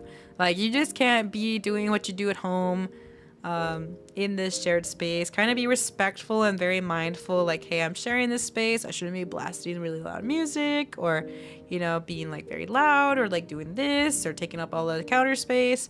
You know. Yeah, clean up after yourself. Be good. Be good. Don't be bad. Don't be stinky either. Be sure to shower, please. For the love of God. Please shower. Don't be stinky. That's usually like a big thing for anime conventions, but come on, man. Be sure to cleanse yourself. Look, I cosplay and can put my stuff away. So can you. I know cosplayers, we take a lot of space, but we are also organized because we're like, we also don't want all our stuff all around. Use the abrasive soap. Hi Gore, welcome in. Hope you're doing well today. So true. Use soap. Be clean. Don't be stinky. Also be mindful of other people. Like if you have a question about something, be like, hey, I just need to use this counter space. Is that okay? Like, does anyone need to use the bathroom before I like put? That's the sort of thing I would do. Be like, all right, I'm gonna take some time to put on my cosplay, do my makeup and stuff, and I'm gonna use the bathroom for it because it's the only place with a mirror. Sometimes. Does anyone need to go to the bathroom? Does anyone need? And then be like, no, I'm okay. Or if someone needs to go, I'm like, okay. And then I put my stuff up, and then like I make sure to say like, if anyone needs to use the bathroom like midway or anything, just feel free to let me know. You know, I'm just putting on makeup and all that stuff. If you can afford a con, you can get do. True. That's where we're gonna get to the budgeting part. Like, there's a lot of things, like sometimes we're like, no, not me, I can't go. But there is time between now and November. And if we're diligent and good stewards with their money, we'll be able to go and be able to find good deals on flights, hotels, stuff like that. Don't leave everything on the bathroom counter. So true. Facts. Yeah, exactly. It's just good to be mindful. Especially if you're meeting people for the first time IRL. You don't know what their mannerisms are. You don't know what their routine is. Stuff like that. It's all good to know that now and put some boundaries. Like if you have to go to bed by like 11 p.m., just kind of asking politely, like, hey, I sleep a little early. Can I just ask for the volume just to stay a little bit lower and stuff like that, or like be on headphones and stuff like that. You know, whatever. That's just an example I could just think of at the top of my head. But you know, just being accommodating to the people that you're rooming with. Don't be a gremlin. And then if you are the person who is paying for the hotel, make sure to get payment from everyone beforehand. And just making sure you don't also spend that money. It's good to get payments from everyone who's going to split the room with you beforehand. Doesn't have to be like immediately, like a month before or something. I mean, if you coordinate, that's great. Just some way in time that everyone gets to pay the person who is, covering the cost of the hotel room. Just so like this helps prevent people who are supposed to be paying you accidentally spending that money they're supposed to be paying you. So you don't want to be in that situation and stuff. So that also just helps everyone just feel comfortable of like, okay, I paid my part. I've got this much left over. The person has all that they need to pay for the hotel. All good stuff. I think for me, if I can save on a flight, I would be good. I could swing it. I have enough. For me, it would be a great birthday present. Plus, I get to meet everyone, like you and Mel and others. Yeah, it's pretty cool. I'm like, wow, it's gonna be wild meeting people in person. I don't think I've met any people in person yet as a streamer, kind of thing. I think once that we do reach, I will do a Sonic impression somewhere and see if anyone's like, Melinda? Just out loud. I'm just gonna be like, gotta go fast. You met Vice? I mean, that's true. I kind of meant like as a streamer to viewer. I don't think I've met any viewers in IRL. Think about it. No, I don't think I've met any other viewers. So it'll be my first time. Wow, it's cool. Yeah, I'll just do my Sonic impression. People are like, Melinda, there she is.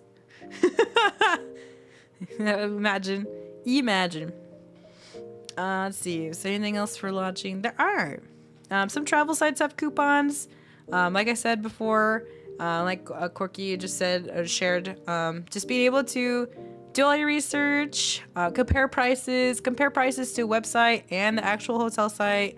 Compare information too of like what is the website saying and what does the actual hotel site say as the services and stuff like that. Let's see. Checking out Airbnbs, not eliminating that as an option. There are some people who open up their homes to get a little bit extra income, especially if they're not there during that time. It could be a good option, especially if you're splitting in with multiple people. That could be a good option.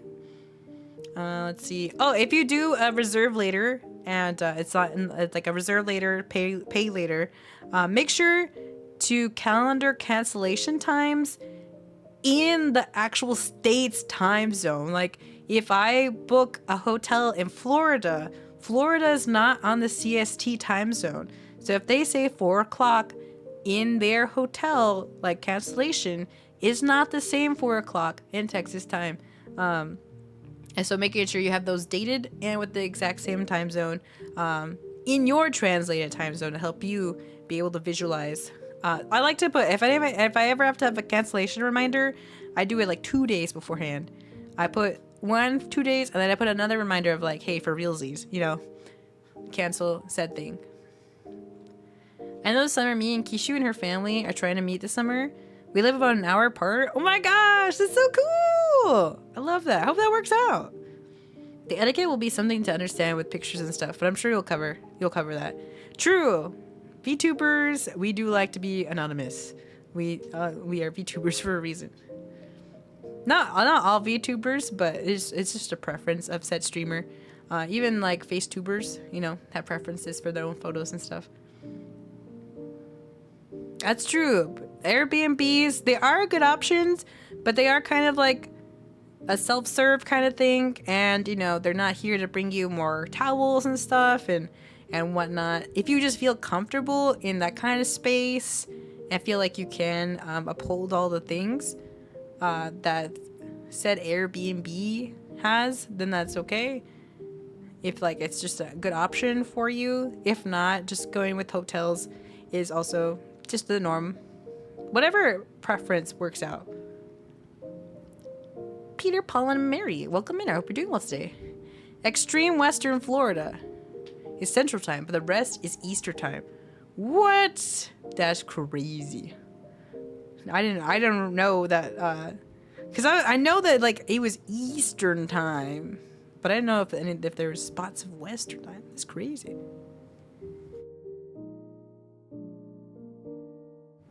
You're okay with pics to a point? Yeah, I feel like, I don't know, if we all just keep it to ourselves and not share it online, so that's that kind of etiquette. Just don't dox people on accident.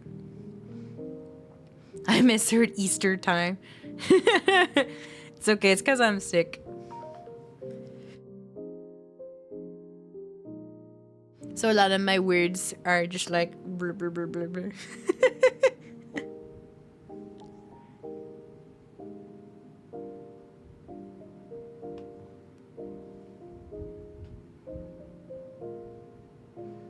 Let me see. Pensacola is in Central Time Zone. That's crazy.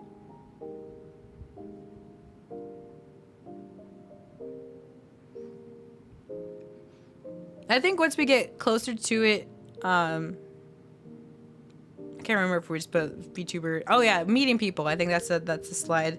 But I think as streamers, I guess it just depends. Because if you're already like a face person, like you already have your face out there, it's not like a big surprise. But I think for most of us who are VTubers who don't have our face anywhere, I think it's good to probably keep it small, of like not announcing yourself to like, hey everybody, find me here.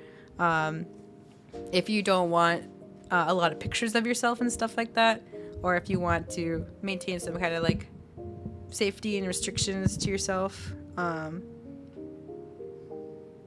stuff like that.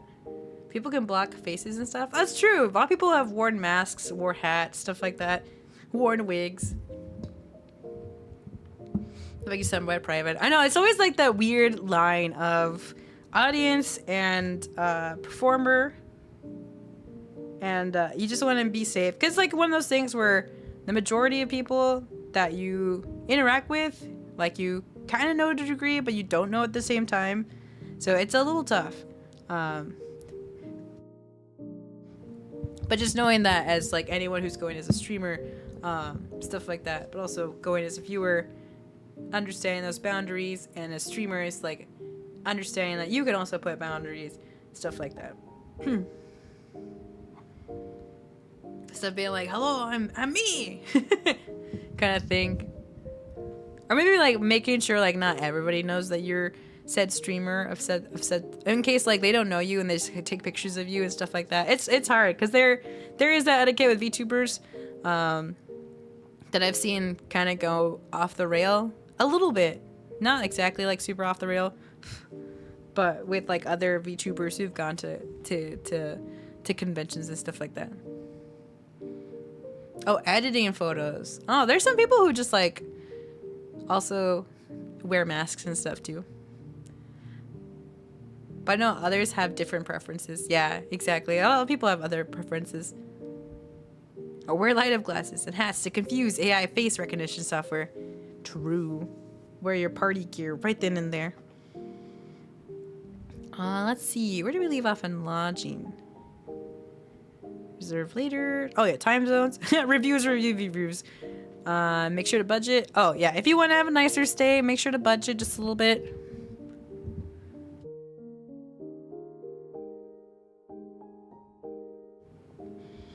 Typically, lodging usually for hotels, microwave. There are some hotels that don't have microwaves anymore. So double check if your hotel has a microwave. Fridge, hot water kettle, coffee machine sometimes. And then you can see if your hotel has a laundry facility, if they do free breakfast, Wi-Fi, do they have any construction nearby? Because then that's going to be a pain in the butt in the morning. What's nearby you?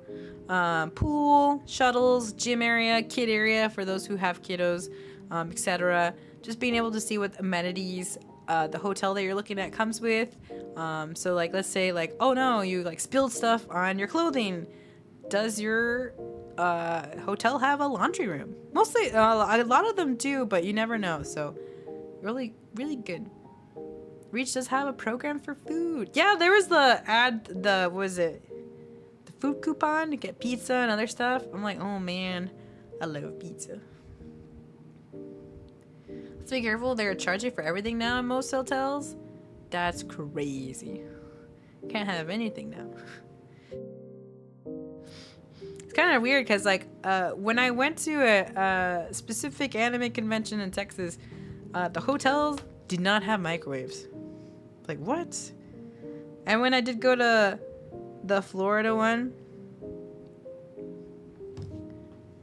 for like Disney a long time ago, they only had one microwave for the whole complex. I'm like, you really expect everyone to come over here? What? That's crazy. Someone had told me that, I don't know how true it is, but that people were just taking the microwave and just stealing it. And that's it. And they were like paying cash. So they couldn't like charge it to a card or anything. So I was like, wow. So they started moving microwaves. That's wild.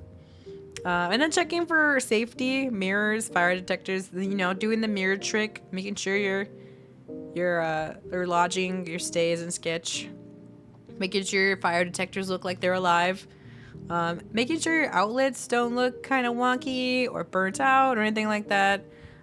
Checking for, I forgot to put that because I didn't think about it till right now. Checking for like bed bugs and stuff like that in your bedding, making sure that's all clean and there's no like weird stains, stuff like that.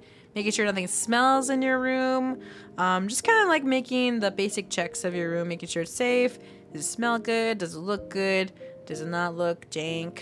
Do all the power outlets work? Because that would suck if none of them worked. Just kind of those covering all your bases in the lodging. Renting a car. I don't drive, and I haven't really rented a car. Vice has rented a car before. I should have asked him his some more feedback about this, but it's a good option if you're planning to travel a lot during the visit. Like, let's say going to Reach, you're gonna travel to the church, the convention center, and then you want to go to like other places. You want to go to like other stores. It's a good option, especially if you don't have your own vehicle. Be sure to do your research on each company at the airport. I meant to put airport car rent shuttle and around, because some deals look great. Because I was literally just playing around with this the other day. Like I was saying earlier, some come with hidden fees, deposit charges. Like I was looking at one that said like $90 for 5 days, and I was like, oh, that's cool. And I was like, all right, let me look at some reviews. And someone was like, had like really good pricing, but then when you get there, they're like, you need $500 in deposit and all these extra fees, and so it comes out to like $700 instead of the $90 that you planned. Some top names per se that I got from just kind of doing some research of Orlando specific rent-a-cars were Alamo, Enterprise, and National, which are all owned by the same company, so they're like in the same branch. And Emerald Isle that I heard, even though I couldn't find it. Not that I couldn't find it. On the website I was looking at, I couldn't find it. Like third party kind of thing. And that there is indeed a lot of tolls in Orlando, Florida. I think some reviews were saying that some car rental companies charge you a specific fee for tolls. And a lot of people thought like that was just ripping them off, but actually kind of giving up some research, is that there is a lot of tolls in that area, so that's why they charge this fee on here, so you can go through the tolls without any problem. So if you are looking into renting a car, if you know anybody who drives and has done renting a car, kind of asking their experience, what would they recommend, and then going and doing some research of what the process is. Usually you get off of your plane, you go to set area, you check in. Sometimes there are some places where you just do an online check-in and you just pick up the keys, and just kind of knowing how much it's going to be. I think that's why these names were a little better, because they're very upfront about like, this is as much as it's going to be. But and then reading the fine prints of the things, because when I was looking at the $90 one in the small lettering, it wasn't even like that small. Of like, you understand that it was kind of interesting because it said you needed a credit card, that they would not accept a debit card, and that there would be a deposit fee and blah blah blah. I think Orlando only has one freeway that isn't tolled. That's crazy. I don't drive a lot, so I can't really like fathom like only one not being tolled. If we don't have anyone to ride with, my husband and I Uber everywhere. If we're on a trip or we don't have a car, though it is pricey. Yeah, I think it's in the next slide. Is it the next slide? It is. Be sure to do your math, because I was also looking at it because it was like, if I have to pay like $600 for like 5 days overall in like essence of like renting a car, I'm like, okay, I want to pinpoint all the places I do want to visit and how much it's going to be from the airport, then back to the airport, to the convention center, back to the hotel, and then like, where do I want to go? And then kind of adding that up of that guesstimate, because thankfully in the Uber app, you can just be like, I'm here, how much is it? And then it gives you a pricing that helps you like guesstimate and future plan. So like, let's say I plan out this car rental and I just do like, and it says $600 for all 5 days. But if I pinpoint all the things I want to do and it comes out to like $300, I'll probably stick to the $300 of all the stuff that I want to do Uber wise, versus paying for a car that's $600. Because I know like in essence, it's like, oh, it feels like it's more practical to have the car because you can just drive everywhere. But it might be, but it also like comes with like, you also have to be careful that you don't damage it. Making sure the business that you rented from isn't like a scam, and like meet people of like, you know, kind of trying to fake you out of like, oh, you did this to the car, and it's like, no, I didn't. It was already there. That was some reviews from some companies that I didn't list. There was other ones like I forgot what they were called already. Not the ones I listed. They were the other ones that said $90 for the whole 5 days. That's crazy. Like $8 a day. You know, if it sounds too good to be true, sometimes it very much so is. But it just kind of like, you know what? You spend $300, you go to all the places that you wanted to, you call it a day. You don't have to worry about not being in a wreck or any damages or taking care of a car, putting in gas, everything like that. So like, even in retrospect, it feels like, oh, $300 for Ubers feels like a lot. It could be like just worthwhile versus like spending $600 on a rental car, having to worry about all this extra stuff, and then having to pay gas and all this other stuff. I mean, if you're used to renting a car and you know all the ins and outs of how not to, you know, get into those situations or all that stuff, that's great. If this is your first time, you're like, I would stick to probably like Uber and Lyfts and just kind of budget and just know ahead of time where you want to go. And then sometimes some people will bring their own cars. So if you're like a group of people and they're like, hey, we want to go eat, you want to come along? We've got space in the car. I'd be like, oh, great. Awesome. That's one less place or two that you have to Uber or Lyft to. So that's nice. Bus system is also fine. It's very slow. For example, buses are always slow. A 30-minute car ride could be an hour and a half, which isn't bad if that's like your normal commute time in general, but it's also like, it's an hour and a half. So like, let's say if you gotta go somewhere and it's 30 minutes on the bus, that's not too bad. But in general, buses are fine. Understanding the bus travel system, usually getting an app kind of helps. But kind of knowing your schedule too. If you want a bus, that's okay. But if you don't want a bus, just kind of, or if you don't want a bus, that's also fine. But if you do want a bus, be conscious of like how long it's actually going to take you to go from point A to point B. I'm on the fence that I might drive down. Well, it would take almost 20 hours, but it allows me to drive where I need to. I mean, you just say the flight would be a struggle. If you could find a cheaper flight, that'd be great.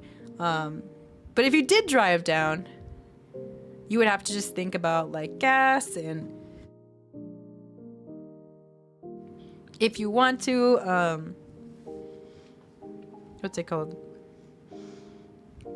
power through and stuff like that. So just kind of writing out your list to do's or just anything you keep in mind of like, if I travel by car, what is this going to look like? I forgot if I said it out loud. I think I brushed over it on accident when we were talking about the cars. Like if you travel by car, going to a place where you can get, what's it called? That a car shop could be like, yeah, your car could actually make it all the way to Florida or said place you're traveling to, versus like this our car is only gonna make it halfway. Because that happened one time when I was with someone else's family. We were trying to get to California Disneyland or Disney, and the car was kind of acting jank when we got to Arizona, and it got checked, and they were like, well, according to our calculations, you can make it to California and be stuck, or you can make it back to Texas and not be stuck. So we ended up turning around. Oh, it's true. Yeah, check in the carpool, see if anyone is nearby you.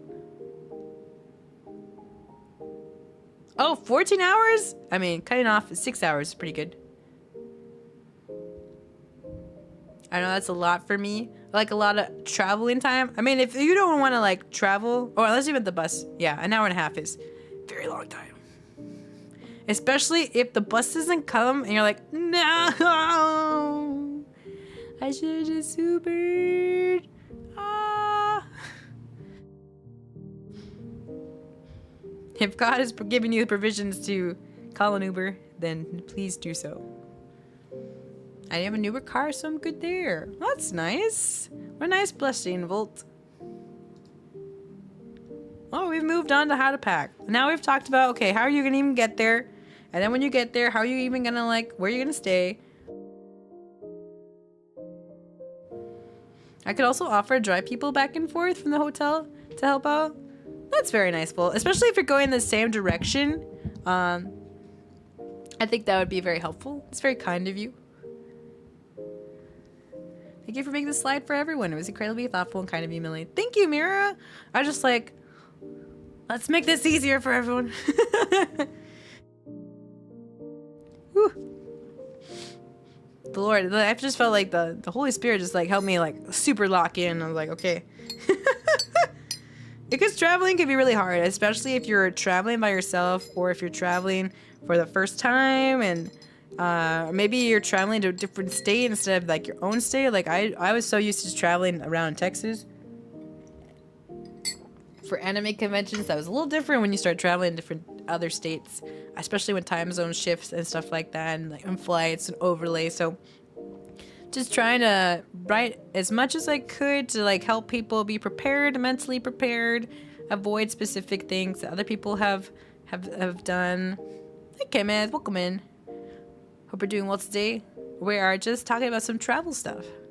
Of course, Texas is a big state, but less than half the size of Alaska.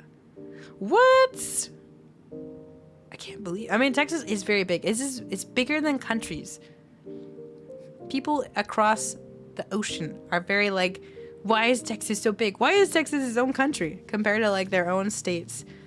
It's very funny. People cannot fathom, and it's understandable. Texas is very big. Every time people come into Texas, they're like, after so many hours, I think I'm free, and I'm not.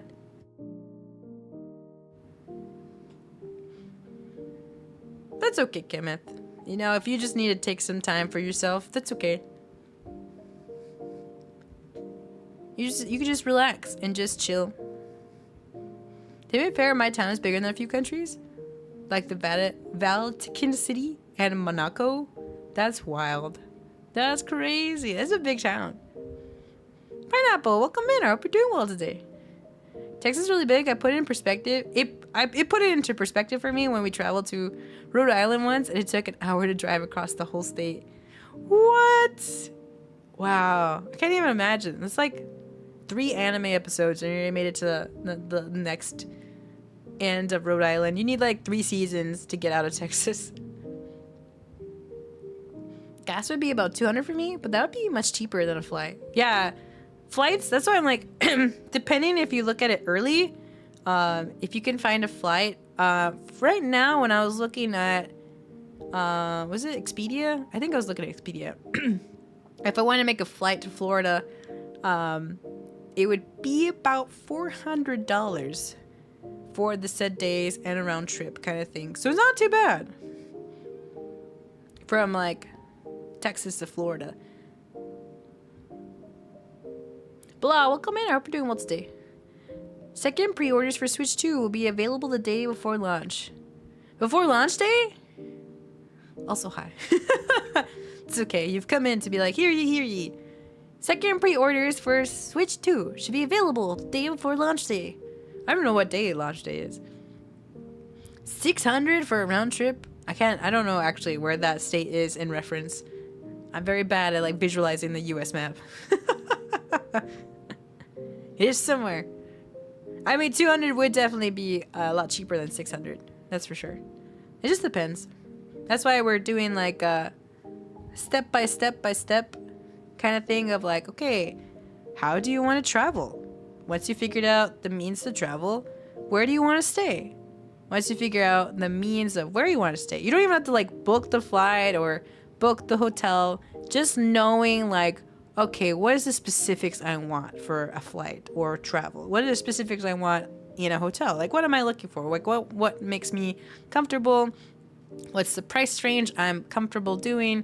And just being able to narrow those down. And then going back and then looking at the research and the price comparisons and stuff like that. Just be like, oh, I found a flight in this, like, Southwestern or something like that. And then you go from there. Now, how to pack. Letting the enemy win. You just reminded me that I meant to. Well, I can't remember if I. No, I think I thought about it after stream. I think it would be super helpful for you if you listen to worship music, and listen to music that's super uplifting. Because how can the enemy win if you're just being blasted by light and love in the character of God in like really cool uplifting music? So I would definitely give that a try. And be really good. That's how I feel like if I'm in a slump, I'm just like, man. Eh. But then when I put on worship music, I'm like, woohoo! And since you're already on YouTube, you can just be like, worship music. I think I have a playlist. Hold on, let me see if I can share it really quick. I know I have my playlist on the Vangeli website too. Let me see.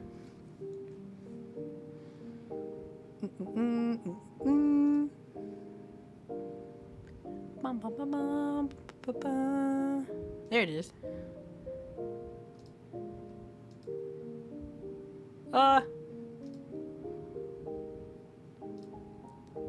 Is this how I share it? It also has some anime music for my specific playlist.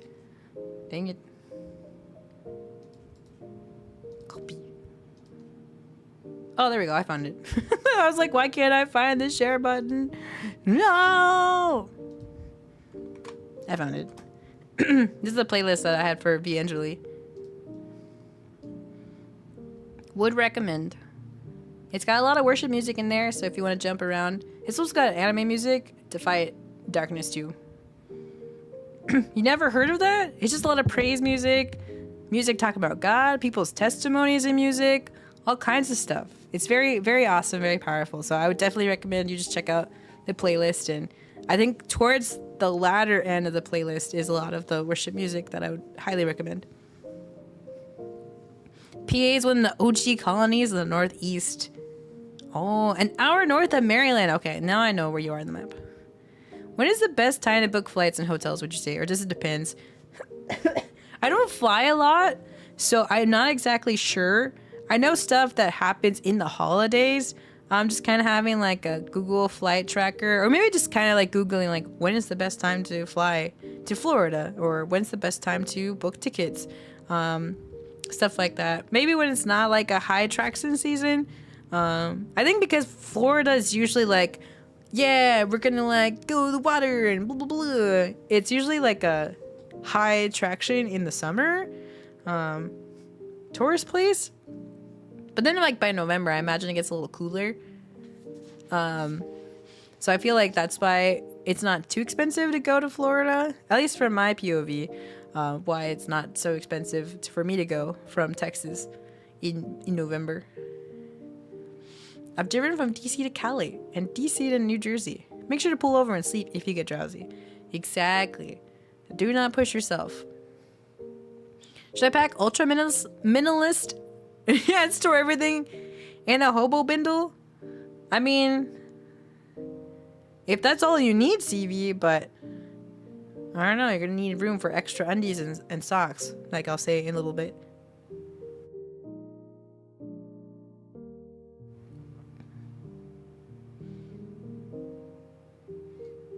Is that what PA is? Philadelphia? That's why I was kind of confused.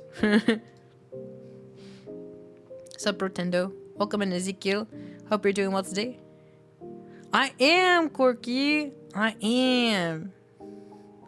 I can't say specifically where, but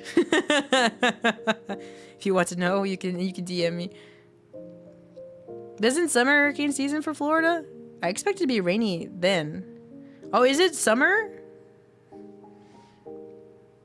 I mean, our event's gonna happen in November. That's true. Jamie does worship music and other people as well.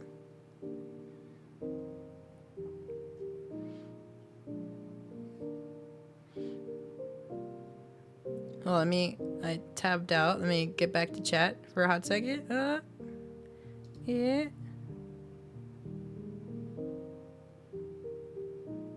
There we go. You also got back from Philadelphia? Oh, isn't that where you came back from seeing the airplane? Blah lives in Florida. Blah's already there. He's like, God's already put me here. I don't gotta worry about it too much.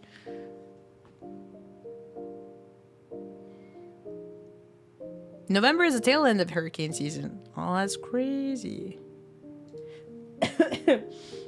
That's good to know, though. Me, Celeste, Empress, and Jamie all live very close to each other in about 3 hours of each other. That's just how it goes. You're like kind of close, but also kind of far.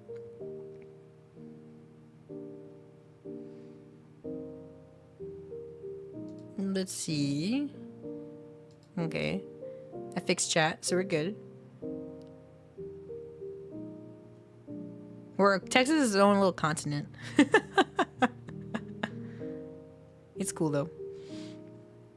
Let's see. Oh, well, not literally. It's very hot all the time, almost.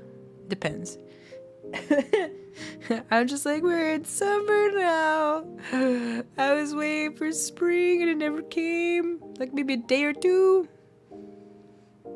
I visit Pennsylvania to see my grandparents and see my sister, but I did see some planes spotting. Oh, that's nice. It's cool. It's all like in the same vicinity. It's getting way too humid and hot lately. I know. That's how I got sick. Probably. Texas is like India, which is sort of a continent. That's crazy. It's crazy to think about when you're actually living in said state and then thinking of other, I don't know. I guess because I don't travel actually all of Texas. It doesn't feel that big. And when I do leave, it's by plane. So I'm like fast traveling. I'm like, psych, there I go. Driving is a lot. So many Texan streamers don't have accents. I know. I've been asked before, like, do I just like ride a horse wherever I go? And we're like, no. Texans also use cars with horsepower.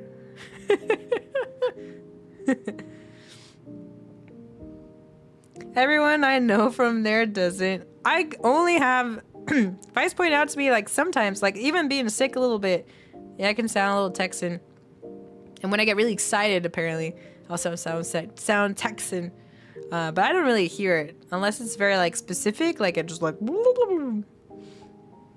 Texas is on my list to visit. I have a few friends who live in Texas, and my good friend, one of my good friends live up in Oklahoma. Oh, that's cool. I hope you get to make it to those places. Worship music. I'm trying to think. I shared the playlist if you want to scroll back, Kenneth, in the chat. Trying to think what else. Because I listed a lot of artists, but I'm also bad with artist names. I used to think Egypt was still an ancient Egypt civilization. What are they doing with their smartphones? My buddy Gruff and a lot of people he introduced me to live there. That's cool. We're big enough that a lot of people could be here. Or could be from here. I better said. Let's see. I just put some general questions on like how to pack. How many days you're staying? Are you coming and staying after the convention? In the terms of like, are you arriving before Reach happens or said place you're visiting? And then after the event ends, are you also staying during said time? Mostly like, let's say, for example, I want to go to Orlando Disney and I will come a few days before the convention, and then just so I have time, and then go do the convention, and then like have a day where I don't leave immediately. That's what I like to do. When I go to anime conventions or a convention, I plan to leave the day after it ends. That way I'm not one of the many people who are just like carrying on their stuff on the last day of the convention. I like just being able to wake up for the day, eat breakfast, and then like head out. And then I check out when I'm not doing anything else. And then I have my flight booked at like afterwards of leaving the hotel room. And then just kind of help streamline stuff like if you bring a car, you can actually put your stuff in that car and then park at a convention and stuff like that. But if you don't, it is kind of tedious to carry everything and kind of keep track of everything. It's still, especially if you're still attending the convention, carrying everything around. You don't want to leave anything behind. Because sometimes it happens. I've literally watched a cosplayer put their stuff down and take a picture, take said picture, and then end up just walking away. And I was like, wait, your stuff's on the floor. I mean, I was able to like give it to them because they didn't walk that far. But sometimes it happens. It's okay, Kenneth. I am literally coming off the tail end of a cold, summer cold, regular cold. I honestly don't know. I just kind of woke up and I was like, man, I'm sick. No. Think about if you need a laptop or portable phone chargers. Maybe a controller. True. If you want to like bring your Switch and like have people play games, or bring your Switch so you can bring extra Joy-Cons. If you're meaning to go to Disney World, let's go, blah. I hope that if you do go, I hope that's a very enjoyable experience. Do know there's a ton of people, but other than that, it's a fun place. Me and Vice went to the other Disney, and it was cool. It was a very fun time. It was very nice, very magical.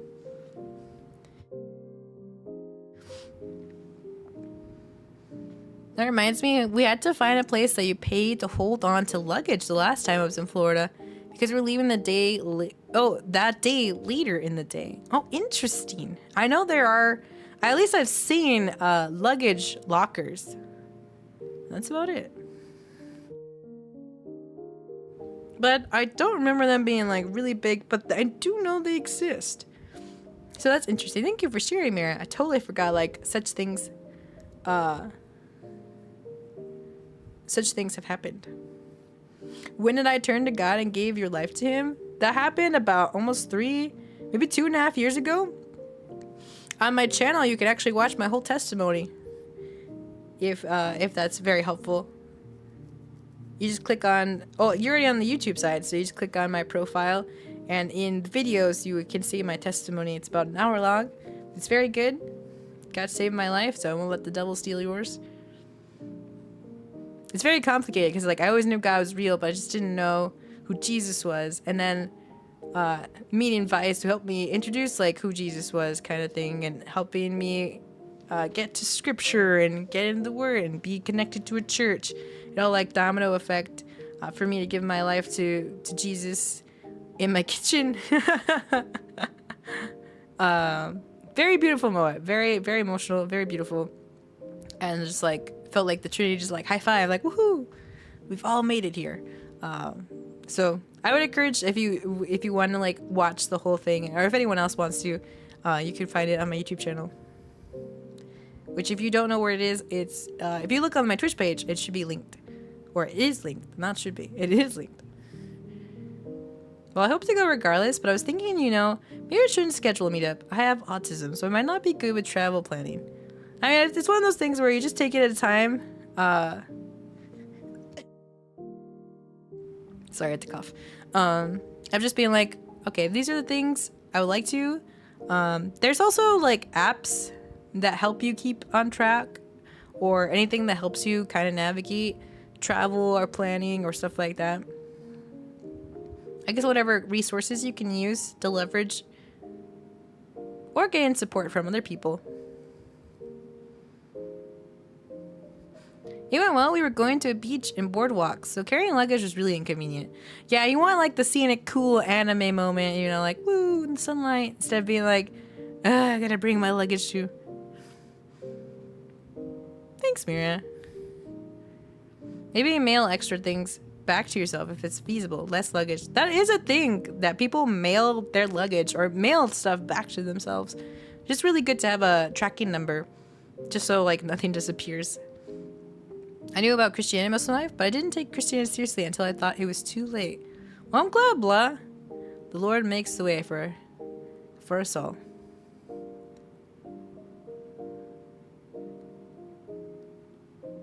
That's also a good point, Rabbit. A lot of the community is also autistic or have like ADHD or just like in general. And it's not like a bad thing. We've got support and resources and people we can reach out to. Other people who can be a resource, who can step forward. All just a matter of knowing and reaching out and asking for help. I'm trying to think, what else? Oh yeah. How many days you're staying? Are you going to the pool or any other place that will need outdoor changes? That'll help you determine how many outfits you do need. Usually I go with like how many days you're going, your like pants, skirts, stuff like that. You can reuse twice, so they become like that like buffer. And then like you think about like all of the shirts you want to do, mostly because like you're sweating and stuff. You don't rewear the shirt a lot, and especially since you're like going outside too, interacting with people. I'm trying to think.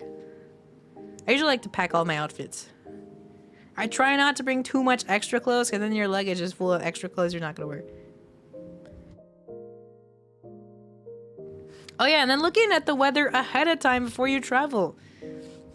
Gotta be prepared for weather changes too. If you want to, if it says it's gonna rain, kind of bringing just like a light rain jacket, or maybe just a small umbrella. Let's see what else. If it's gonna be really hot, bring in sunscreen. I guess you can't really bring that on a plane, but other stuff you can. Maybe a hat for the sun. People tell you to stop taking pictures of airplanes? That's crazy. I don't see why that'd be so much trouble. There's literally an app that like has you. I think you could track airplanes. I don't think it's necessarily weird. Someone from our young adult group was saying like I have this app that tracks airplanes. You can just like see it, and, like so that you know when it's above you and stuff like that. I don't know what it's called, but that is a thing. Oh, that's where I put it. Pack an outfit for each day. Not include the one that you're wearing. That doesn't count as an outfit of the day, because you're already wearing it. But when you leave, I say bring an extra pair of socks and undies just in case accidents do happen. Not of like, oh, you're just gonna potty in your pants or anything, but let's say you sit down on something and it's like wet, or it does rain and like your shorts are soaked and those can dry, but like your underwear and your socks are goners. And it's like, oh well, I have extras. Flight Aware tracks planes. Oh, okay. Thanks, honey. Welcome back, Bear. We're getting to the packing part. Let's see. Oh, bring a closed water bottle refill at the airport and the convention center. Don't bring one that has like a straw point. I mean, you can if it has like a top, but that just kind of helps like sanitary kind of thing where only you can open it. It's closed. As I say, as I hold my own closed water bottle. It's just really easy. Keeps you hydrated at the airport and then keeps you hydrated at the con. And then pack snacks that help boost your energy or like just kind of more nutritious, the best that you can, versus snacks loaded in sugar. Sugar will cause a crash later on in the day. So let's say you eat all these little snacks and you're like, it's so yummy. But then you're like midday, you're like, ooh. It's because your sugar crashing out. If you, not to say that you can't have sugar, it's just that if you are going to have a sugary snack or something that has some sugar, like a good chunk of sugar in it or some sugar in it, have it with a meal that you know has some protein. Like if you're eating something with chicken, then you can have the snack afterwards, because the protein is supposed to help buffer the sugar, and also protein helps you feel more stuffed in your stomach, more full, so you're not eating too many snacks because you're still hungry. Let's see. And then if you are going to buy a lot of stuff wherever you're going, I don't imagine buying a lot of stuff at Reach, but I'm not 100% sure. You can always buy a bigger luggage in the area that you're at and then add a check bag in instead of paying twice for a check bag. Because if the first one's like empty. So load up on candy 4 hours before you go to bed. Nice sleep. Nice sleep aid trick. You would hope that it just burns you out and then you go to sleep. But sometimes that's just not how it goes sometimes. Let's see.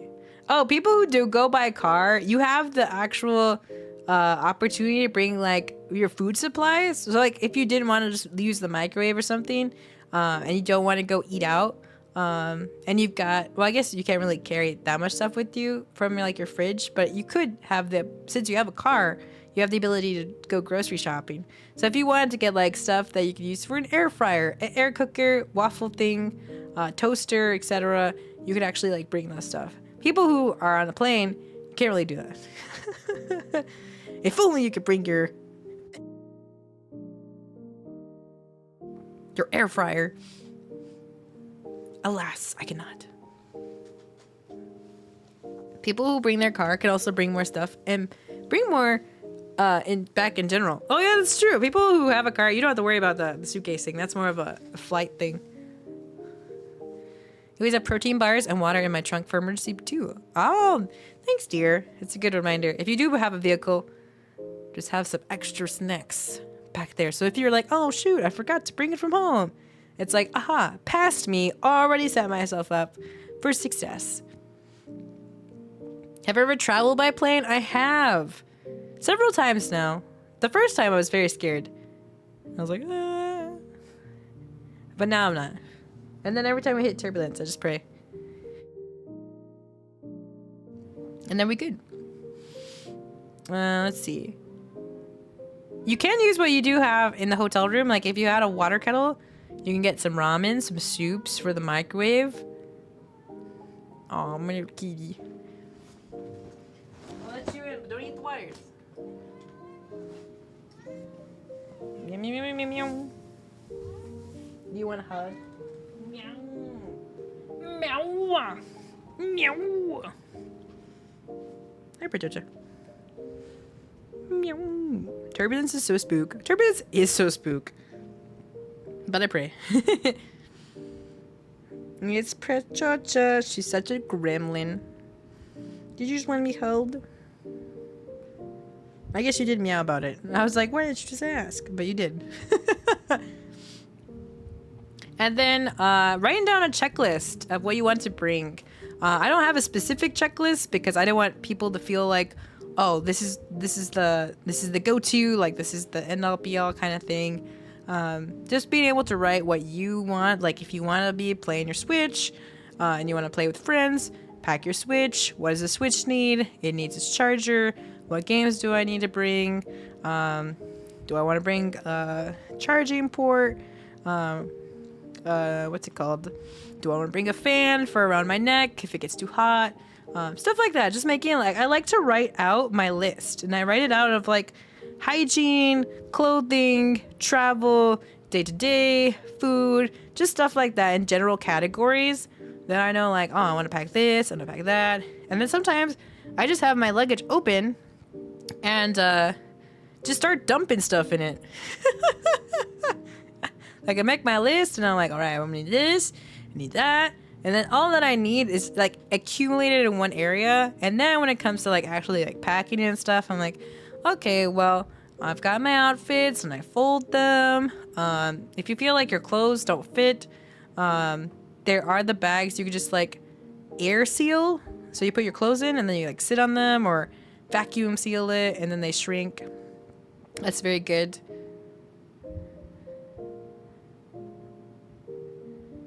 Oh, you like to look at the other like cool aircrafts? That's cool. It has a charging port? That's funny. There's a lot of checklists online too if you need a guide to help you. Yeah, that's why like you can make your own. You can also like compare with online checklists. Like, oh, that's a good idea. I didn't think about that. This is what I've done for camping. Like I made my own and then I was like, okay, what do other people pack? And I'm like, oh, that's good too. Yeah. Let me write that down. I pack very messily. It's all a process, you know. I like to have all the things just like, but you have to re-vacuum seal them. That's fair. I like the ones like, I don't know if you can get. I'm sure you probably get it on Amazon or something. I've seen it in a video where people from Japan, they're from Daiso, so I imagine like they shouldn't be too hard to find. There's ones where you don't need to vacuum it.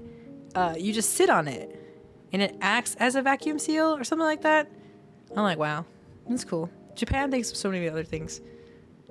So that could be a good option. I don't imagine that you pack that much clothes, but in case you do want to keep it like a very bare minimum of like, I'm not gonna bring anything back. I know myself. I have a backpack. My carry-on is gonna be small. It just depends. It just depends like what you want to bring and what you want, and what you know is like, okay, this is what I'm gonna get. Oh, there we go. Meeting people.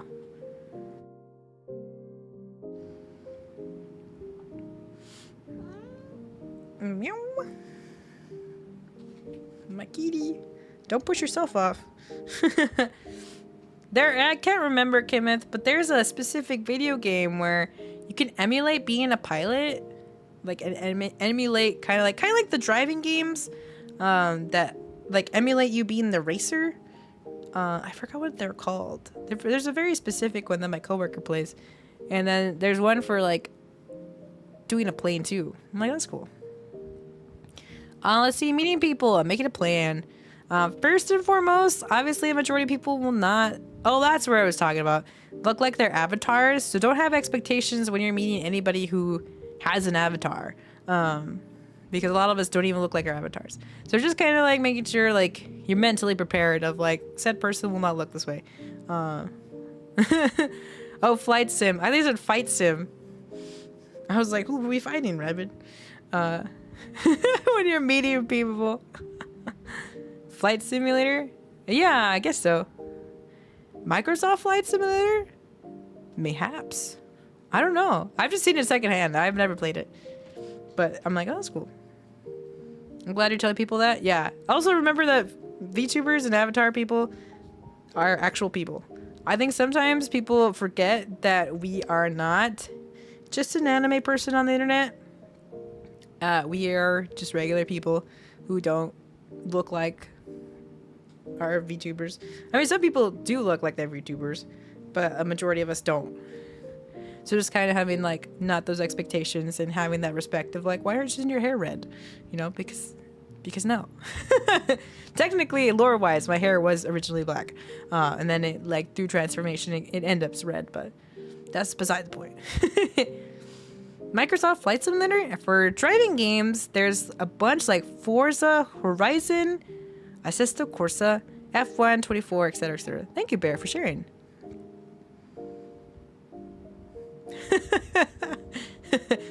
Viewers being like, so you're not said item? You don't have 6 eyes and 3 wings? Nah. But if you squint, I do look like it. That's funny. And then looking at schedules beforehand and marking what you want to do and keeping in mind meal times, and if you want to bring food or get food, kind of just having like it. You don't have to follow it to a T. Don't ever feel like all of a sudden you're tied down to this schedule. But look at what Reach has, or anywhere you go, convention. I mean, if you're just visiting a place in general, just kind of having a plan so you're not like sitting around and wasting time. But Georgia, no. Why are you being bad? You are now kicked out of my lap. Be gone. You have been exiled.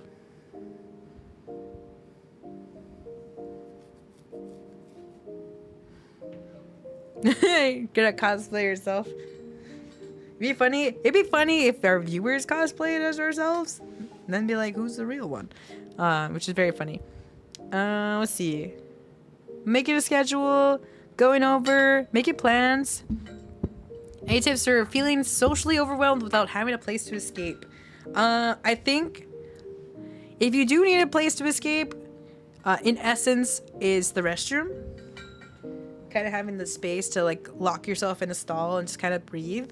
And I feel like if you're feeling socially overwhelmed, if you are with somebody, being like, "Hey, I need to get out of here," and then someone could be like, "Okay, let's find you the nearest exit." But breathing is very good. Being able to mentally slow down yourself and those feelings that are starting to bubble up and feel overwhelmed, especially because like convention centers get really. Oh, I gotta kick her out.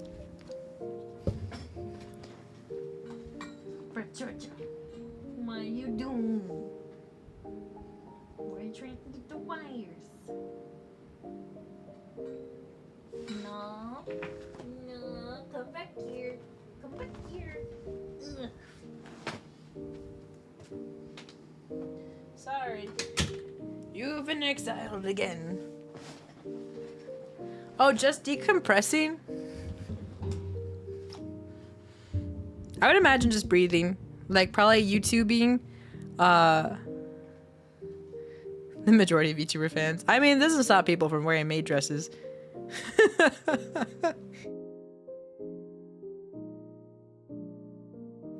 Oh, I had to cough. Cat wants patents at inconvenience time. She's trying to, like, eat wires. Might build a church in Minecraft? That'd be so cool. But yeah, I would probably like breathe. Probably look up techniques for decompressing, just so like like, okay, these methods I actually like. These methods don't actually work. That's true. Eat in peace. Just have some silence. What kind of cat do I have? She's a tuxedo mask cat, or tuxedo cat, not tuxedo mask. But my friend was like, she's not a tuxedo cat. I'm like, she literally looks like a tuxedo cat. What are you saying to me? Oh my gosh, please make sure to shower and wear deodorant and bring the deodorant with you in case you get super sweaty and need to reapply. Can we mention that? So true, Mira. We literally said that a little while ago. Like, don't be stinky. Don't be stinky. Don't be like anime conventions. Don't be stinky. Don't be stinky wherever you go. And you can also get like those tiny, like $2 to $1 tiny, what's it called? Tiny deodorants. And then you can just put it in your bag or your pocket. So if you do feel like, oh my gosh, I'm so sweaty now, again, you can go to the bathroom, pat down your pits, and then reapply again. Ta-da! Don't be stinky. Not many content creators get anxiety in large crowds. I mean, yeah, anybody feels anxiety in large crowds. Sometimes people thrive in that. Not exactly like, oh, everyone's here to see me. But it's just that like, oh, wow, people are here and da-da-da-da-da-da. Because you're like, some people can be able to separate themselves from the large crowd. But some people do not like large crowds. And do feel the anxiety of being in large crowds. Even as content creators, like even when I was like gonna debut, like even though I knew I didn't have to be anxious, you still feel nervous. You know, you still feel the stage fright. Especially if you're being overwhelmed by a lot of people. To be that one kid in the same cabin as me during my school trip where he just did not shower for all 3 days. That's crazy. Just pack some like shower wipes next time you go on a trip. Like, bro, you're gonna need these. I get massive anxiety in crowds that I have to step away sometimes. Also feel very massive anxiety when meeting people. That's understandable. I think it's because this con is like from URL to IRL. That's a very big like, oh, you know, URL to IRL kind of thing. It just feels really anxiety driven of like that fear of meeting people, the expectations that they have or don't have, first impressions, if you meet too many people at once, or if people don't be like what you expect, stuff like that. So that's understandable. I think it's like for everything we just gotta pray about it. We're feeling really overwhelmed, be like, Lord, help. And telling people in our vicinities, like our spouses, our people that we're in a relationship with, our friends, being like, hey, I'm not feeling great. And be like, okay, thank you for telling me. I appreciate it. Let's get you out of here. Or like, okay, like what can I do to support you? And crowds can also be tough. So like if you do have to go through the crowds, try to making sure like you have the best route that kind of avoids crowds and bare minimum of crowds. There's also a big difference between anime convention crowds and mosh pit crowds. That is a very big difference. Mosh pit crowds are like, and anime crowds are just like passing by. Sometimes a little stanky. A large amount of VTubers have anxiety or are introverts. I mean, we don't even show our faces, so that's also a big thing. So going out into the world is big anxiety for a lot of people, especially if you don't want to get doxxed or anything like that. And it's tough. It is tough. That's why, like we talked about it earlier, I think there's also the boundaries. If a streamer doesn't want to meet viewers or doesn't have like a whole like meet and greet about it, to respect them, even though you're in the same place and you want to like meet them, if they're open to it, they're open to it. If not, just being able to respect their decision and stuff like that, and still supporting them, because it is a lot all of a sudden to just like be in a place and be surrounded by people, and you don't know everyone very well either, especially if like one person's only said one thing in their chat and then they're like all up in your space kind of thing. It's hard. True, CV. Or don't even know in the first place. A lot of people find out a lot of like late diagnosis kind of thing, like me with ADHD. Like I knew it, but I didn't get it until like maybe last year or something. Dude, I didn't even think of meeting multiple people at once for the first time. No, Mira. I'm sorry. What fear? Someone's watching me and it's like anxiety. I feel like when your anxiety, someone was saying, like when your anxiety comes up or those feelings come up, give it a name. Be like, oh, Tom is here. Can't believe Tom making me feel this way. You're not right, Tom. Something like that. So I'm like, that's interesting. Keeps you separated from those feelings of anxiety. Fluid dynamics don't really come into effect until mosh pit level crowds. That's why. I don't know enough about mosh pits. I've only been in one mosh pit indirectly because I went to a band concert a long time ago. And my friend, he was really tall and big, protected me from the mosh pit. It's very nice of him. Kinematic viscosity intensifies. Tips on how to hang out when you don't know people IRL there? Like, do you form a group beforehand, or how do you meet people you know but don't know their face? I think having like a group chat for sure. Obviously you don't have to put everybody you're going to meet there if they don't know each other in retrospect, but like having multiple group chats or just being like, hey, I know you're going to Reach, and you know, we already talk a bit, you know, be like, hey, would you like to meet up at Reach? Or CV, thank you for the follow. Welcome to Lana Crismento. We strive and grow. I hope you enjoy your stay. Where you just be like, just kind of setting up that premise beforehand. Like the people you want to meet, be like, hey, I know you're going to Reach. I don't know your plans. and I don't know your like what like, you know, your, I guess just making it just saying I don't know your plans, but if you have the flexibility, would you be able to meet? Like, would you like to hang out? Like, would you, if you could? I'm trying to figure out how to word that. I don't know your plans, but I'm also going to reach and would like to maybe get some lunch or something, or hang out at a panel. You know, what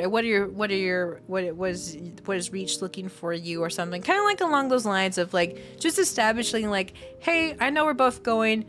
We both might have different schedules about how we're gonna go do things about Reach, and stuff like that, or like just general travel. You know, someone might be there for half a day and then go to Disney. And then you don't want to like be like, oh, but I can only meet on this day. You know, so just being like flexible with each other, and even if your IRL meeting is only like very short, just still appreciating the time that people could give you. So just being able to form conversations, group chats, establishing a very noticeable, easy to find meetup place. So like honestly, the beginning or the front of the church, being like, hey, I'm standing by bush number 3 by the entrance of the church. You know, I'll be in this hat and these jeans and jacket, and stuff like that. And some people face reveal before they even meet each other,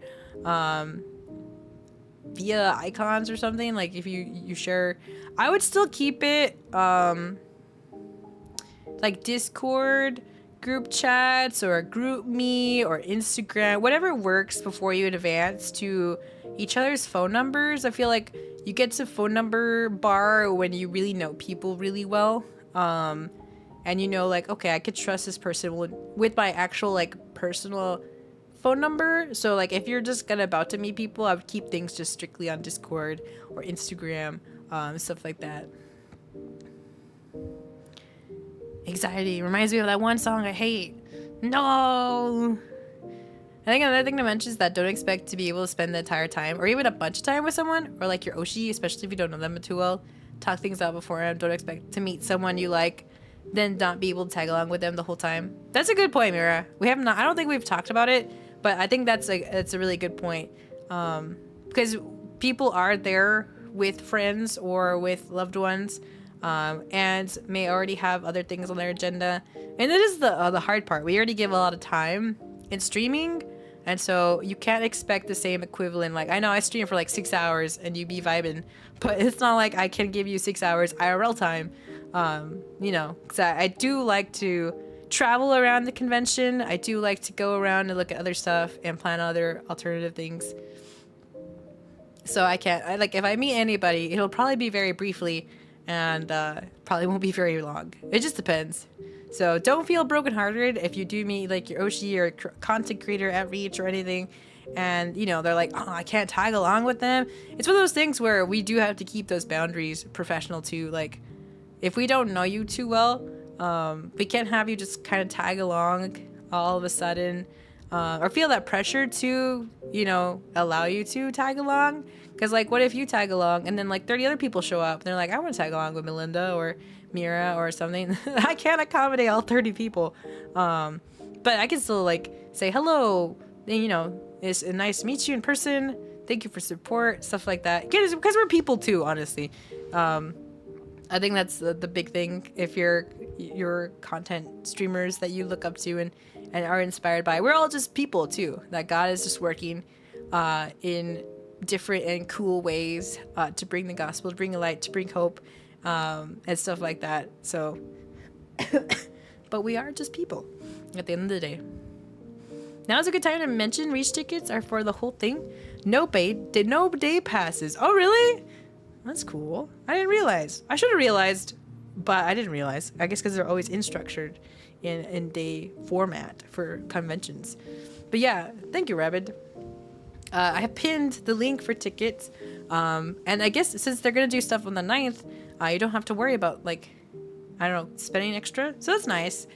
Potentially like a 4-day convention for one price. Give your Oshi personal space. Remember, they're all real people too. Yeah, exactly, CV. Exactly. What's ReachCon about? So ReachCon Let me see. Try to see how many slides I have left. And also go to the banana.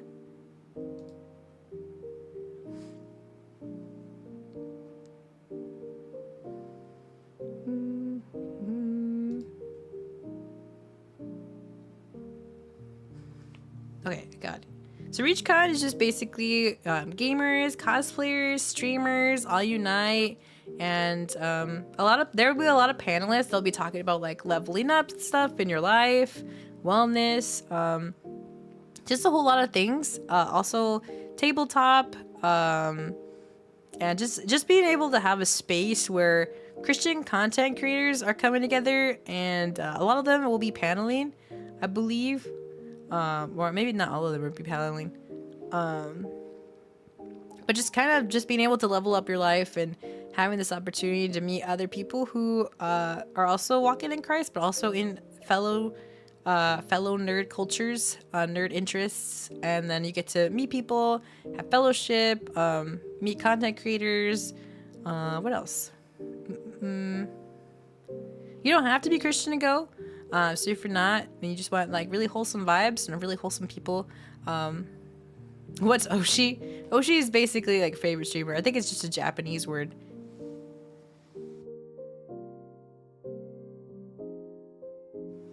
Not enough room to all a panel. You know me, I'd be yapping. I'd be having several panels and yapping. I'd be too powerful. But yeah, there will be some paneling. Let me put the website in, because I have the tickets pin. Well, let me actually put also in the chat the Reach website.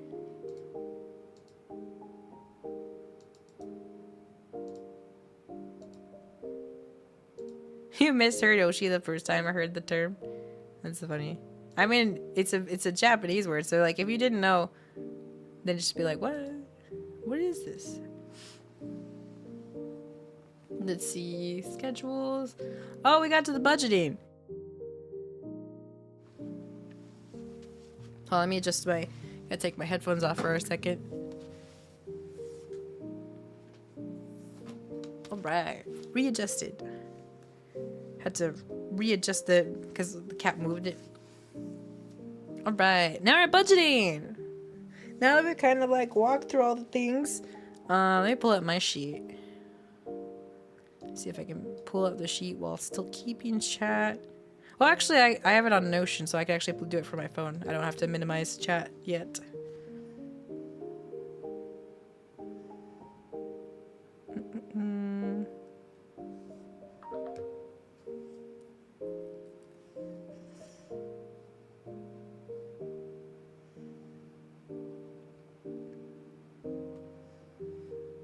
Hi, Felly. Welcome in. Hope you're doing well today. Denier, I overslept. No. It's okay. This is going into VOD form on YouTube. I may also be VOD form on Twitter. I mean, not Twitter. At Twitch. So no worries. You can fast forward, replay, pause, wherever you need to. We're at budgeting, so I feel like you've made it just in time for the really big part. Let's see. I just want to like, I put my amounts of my guesstimation somewhere. Oh, there we go. I put it in my own planning. Here.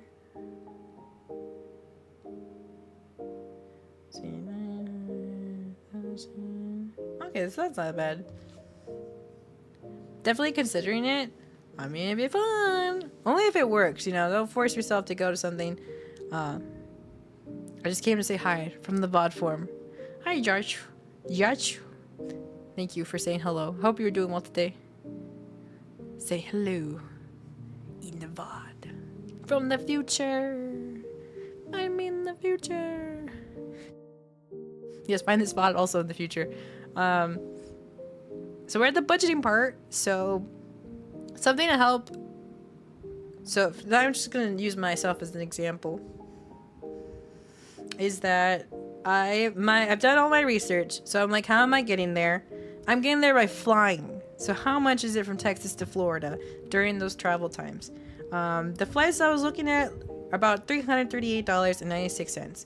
So I rounded up to 400, just in case flights changes and all of a sudden it's like closer to 400. Rounded up to 400. Then I'm like, okay, where am I gonna stay? Looked around on my Expedia, and I looked around and found hotels. Found one I liked and enjoyed. And I rounded it up to $500. Then I was like, okay, there are some food spots near the hotel that I would like to go to and near the convention center that I might not go to, but I might go to. So I've just rounded it up to $100. Like maybe $20 a day. We go somewhere nice and I go yum, yum, yum, yum, yum. And then I threw in $300 for Disney. I don't think I'm going to Disney, but I'm throwing that in there as a good reference. And then I put $100 for merch. I don't know if I am going to spend $100, but I'm throwing that out there in case. And then let's see, 500, 100, so 1,400. Oh, excuse me. 1,400. So that's for the whole trip, 1,400. I wonder if the alligators in Texas are bigger than the ones in Florida. Whoa. I've never thought about that. There's also a place that's just straight up. You could just go visit alligators. And I'm like, I don't know, man. I don't know anyone because of my anxiety and awkwardness. I probably won't end up going. It's okay, Samuel. It's, if you just go, like, even if you don't talk to anyone, like, even if you did go, like, if you lived near it and you just went to panels and you were like, this was great information, great notes, had the pizza, you don't have to be forced to speak to anyone. If the conversation happens, that's awesome. But if not, I don't think you should feel pressured. Like, I know for me, before I went to anime convention with friends, I just kind of chilled by myself, honestly. I didn't feel any pressure to be like, I need a group to go, I just like, I love anime conventions, woohoo! And I'd panel at them and I'd just go, and I'd walk around the artist alley, especially when you're like by yourself, there's not like the, oh, I have to, do this by this certain time, and blah, blah, blah, commenting to other people are just like, it's just me, and I'm vibing. Leo, welcome in. I hope you're doing well today. Welcome. Makes me think Texas is a stage with high-level enemies. Why is it with high-level enemies? I mean, you're not wrong, but... I used to go with your brother. That's so sweet. I remember my brother used to be I'm not actually a weeb. I'm not actually like, he was hiding that he liked anime. And, but I was like, hey, you want to go to an anime convention? He's like, only if you like buy me a cosplay or something. Now, if you bought me a costume, maybe I'll go. He was such a student about it when he was younger. And he bought Kirito, or I bought him Kirito. And I remember he was like, whatever, I'll like put it on later or something. And he doesn't know till this day that I was gonna ask him something, and then like I saw him just like flexing in the mirror, being all like, yeah, like in his Kirito cosplay. I'm like, this nerd. Then we went to the anime convention, so that was really fun. Got to show him the ropes and stuff like that. He learned the hard way that he shouldn't spend his money too fast.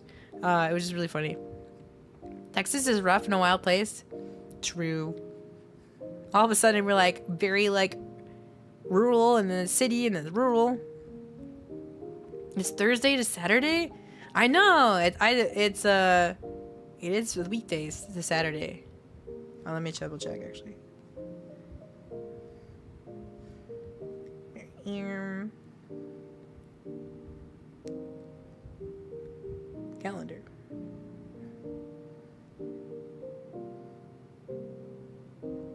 Yeah, 6th is a Thursday, 7th is Friday, 8th is a Saturday, and there will be potentially some stuff church related on the 9th, so that's cool. I mean, it is held at an actual church, so that makes sense. That's really cool. I don't normally like to talk about my anime with my IRL friends from college. That's okay. Like, if they don't understand it, that's okay. You don't have to like force it into conversation. You'd be like, oh yeah, I watched the show. It was really great. If they ask about it, you could be like, it's just like this, anime show. I feel like anime is a term that people kind of know secondhand, at least. I saved half my salary and used the other half on my expensive. Because challenge myself to go budget. Oh, that's cool. It's good to save some money. Sometimes it is a tough economy, but the Lord provides and we make it. End time for church services on Sunday. Oh, they're gonna have church services. That's nice. That makes sense because it is an actual church. Okay, so let's say we're budgeting $1,400 for $1,400. The nice thing to feel less overwhelmed about budgeting is like, okay, I want $1,400 for November, and then you do all your calculations and blah blah blah blah blah, and then let's say like, okay, I have 1,000 left over per month. So that's good to like know like, oh, this is my extra expenses, in case, or this is just an example. And so okay, and $1,400 by November, I get paid on the first of the month. Normally, let's see, we're in May right now, so I'm not gonna count May. You can count May if you do have the extra funds forward to put it to a side, because we're almost towards June. But I'm just gonna count June, July, August, September, October, and I can count November. You can not count November if you want, just like, okay, I want to just budget within these 5 months, and that's great. But you could also count November because we get paid before Reach happens. Hopefully, that way you can budget that extra money. So let's say, okay, let's work on just 5 months. So 1,400 divided by 5. I would just have to save $280 from my paycheck in the next 5 months to have enough for Reach in total. And then let's say I did count the six months. So 1,400 divided by 6. I would save only like $234 per paycheck.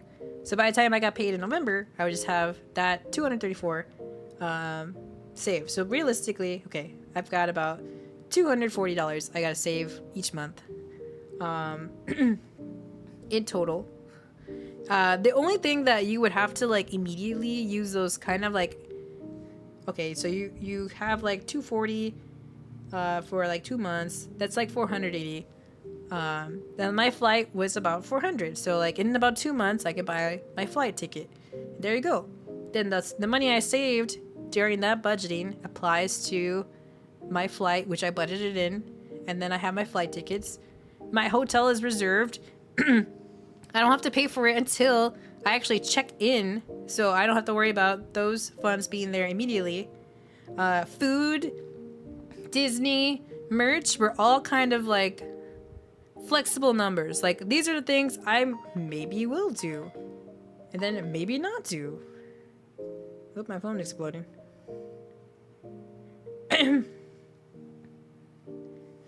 And then, what else? So it kind of feels less stressful, like, oh my gosh, it's $1,400 I gotta save.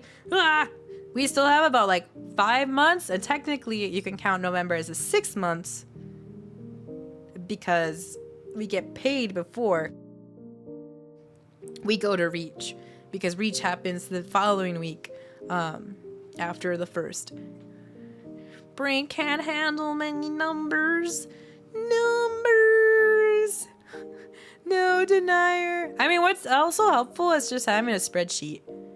If you're just like, I don't want to keep track of it like manually, just put it in an Excel sheet. Be like, okay, all of these very flexible. I don't need these until November. This one number I gotta focus on. Save 2 paychecks, $230, $240. Buy airplane ticket. Ba-dum. Nice. The one number I had to focus on, done. Now I just have to save a little bit of money towards the main like goal expenses. And sometimes if you don't end up, like, let's say I don't go to Disney, that's $300 I don't spend. Let's say we don't actually have time to go out to eat anywhere. We just eat at the con or at the convention center. It's like, okay, well, that's $100 I didn't spend. Let's say I only spend like $20 at merch. Then like all the money that I didn't spend but saved becomes now extra money for yourself in the future for anything after the con or in general.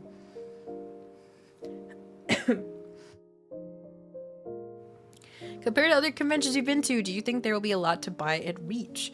I don't know. I guess it depends, because I did see there was applications for vendors. So I imagine that artists would be allowed, and just people who had like vendors stuff. I guess it just depends.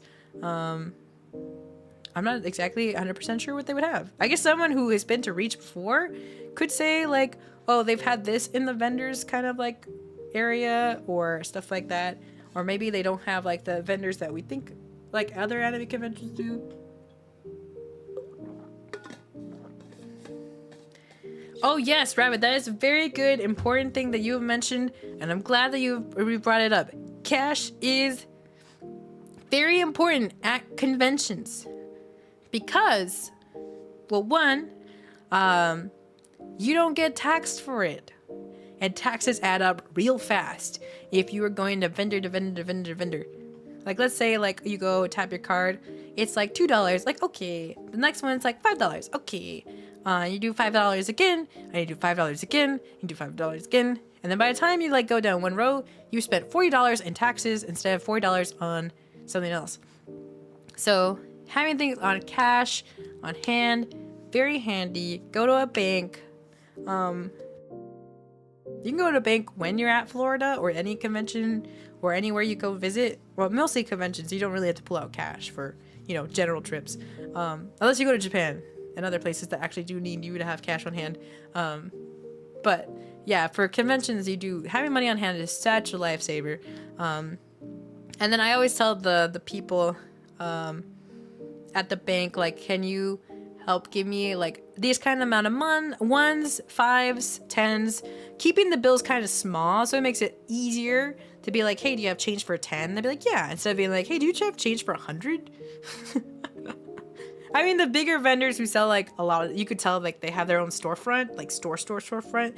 They usually are the ones who can break a change of 100, but try to do your best to break that beforehand. And you can also, they usually have ATMs too.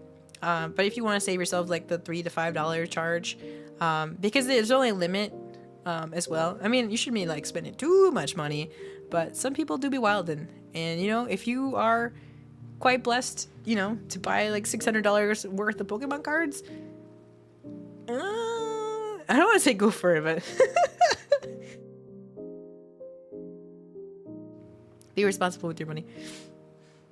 I might save money and go kayaking at some swamps to go bird watching. Let's go, CV. That sounds so cool.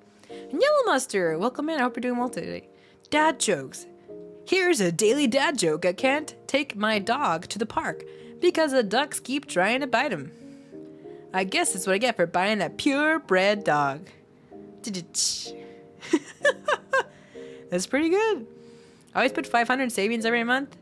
I mean, if you could put 500 savings every month, that's great. It just depends where everyone is at life right now. That's why before you start budgeting, like for side stuff, budget your normal bills that are super consistent, like literally your rent, all that stuff, things that never change. And then the flexible are the kind of like, I call them estimated expenses, like the extra expenses that kind of fluctuate. Be like, okay, I put this much for groceries, this much for gas, you know, the not concrete ones that happen every month. So if you do get groceries this month, it's great, but you might not get groceries this month. Maybe you already had like everything in your pantry was pretty solid, kept you over your freezer, that you didn't have to like go to the groceries. So that money you didn't really use, you can just roll over to next month. And then like the side money, the like, okay, this doesn't really go anywhere. You can assign to like, okay, this money is going to Reach. And if you feel like it's too overwhelming to spend, like to put everything, like, oh, I want to speed run this, I want to like put all of this away, you can, but don't feel like, oh, okay, I have so much I could be saving away. Make sure you have regular savings and then your budgeted savings for specific like event, like Reach gets 200 something. Let's say you want to go to Japan, save this much for travel, or, you know, the kayak. You know, how much is a kayak? I split it between the several months, or the timeline I want it in. Okay, then I save this much per month. 100 bills are a nightmare to use at any place because of how much counterfeit checking. Oh, that's true. People do have straight up a marker. Just go chook chook. I impulse buy a lot. If I miss it, I'm like, if I miss this, I miss it forever. That's fair, denier. As a person with ADHD, we also are impulsive buyers.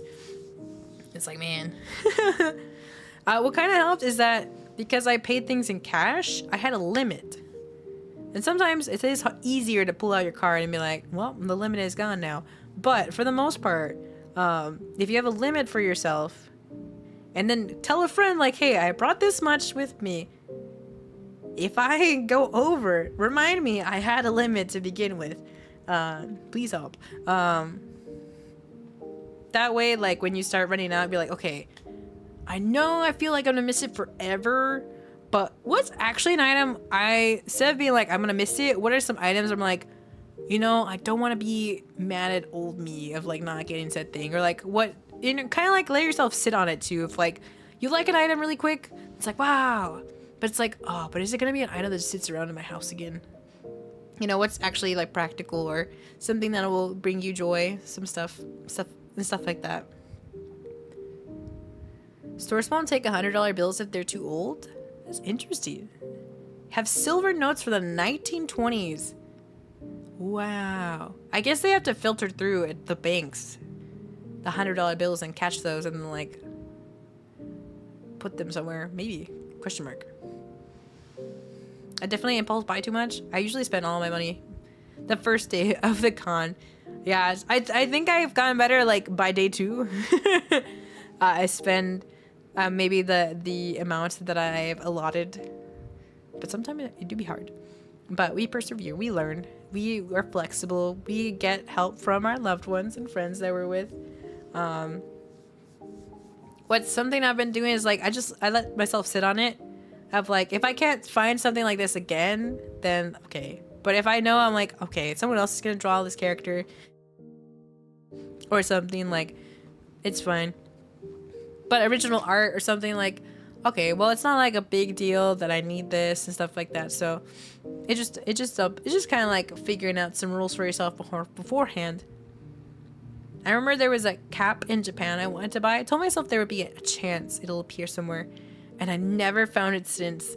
No, denier. I feel like that's probably the tie of like, I could have, and because I didn't, now I'll never find it again. You never know. God works in mysterious ways that you might go to a thrift store and all of a sudden you're like, oh my goodness, the hat's is there. Because sometimes that happens where I impulse buy something and then the book that I impulse buy is now there at the thrift shop. And I'm like, what? So even if I didn't get it, God would have brought it along the way. So I'm like, wow, crazy. That's cool though. But you might find something that's better than the cap that you saw in Japan. That's also a thing. That's why I like to walk around the convention center for like the artists and vendors and stuff. I want to be able to see everything so I don't like mass buy in the first half and be like, oh man, I actually like these things better in the latter half. I think a good thing I've started to do is if there's something I'm interested in, I make a mental note. Also, could do a physical note and then come back to the booth later if I still want it after looking through many other things. Yeah, exactly. Because you might find other stuff where you're like, actually, I really like this a lot better than this other thing I saw earlier. Maybe you have the power of prophecy too. I don't know. Heard some people trade merch at cons. Oh yeah, that's a swap meet. It's really cool. So anything that you were like, you know what? I don't actually want this thing that I bought. You could trade it with other people. Netty Rab, welcome in. I hope you're doing well today. Thank you for the follow. Welcome to Solana Crest Minter. We're Strive and Grow. Hope you enjoy your stay. Yeah, it's called a swap meet. So anything like you don't want or like things just sit around in your house, you can just straight up bring. and it's just basically like a merchant stall between people, and you can only trade items. That's basically it. You can't trade money. There are people who trade money, and it happens, but you're not supposed to do it within the actual walls of the swap meet room. I did go back for Eat-A-Bag once. Eat-A-Bags are very nice though. Actually, I only have one Eat-A-Bag, so I'm like, okay, if I get another one, it has to be small. Or I trade out the old one. I've still never gone to a swap meet. I've always wanted to. Yeah, I feel like more recent years, currently, a lot more people are discovering swap meets because they just end up at the room and they're like, oh, it's cool, I want your stuff. But it's like, you need to bring stuff to like swap. It's also interesting because the one con I went to, they denied getting food. Like, you couldn't trade the items for food. But I felt like, but I would like to get, like, if all you could give me was food, that would be cool, you know? But they have rules for that now. Maybe because of food safety, probably. Also, be careful calling yourself a con artist.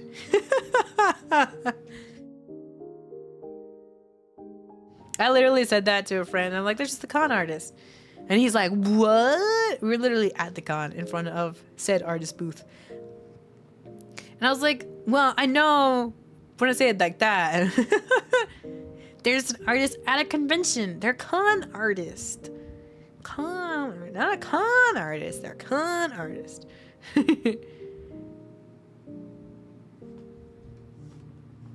Let me see. Posted a meme in the Discord about it? Okay, let me check.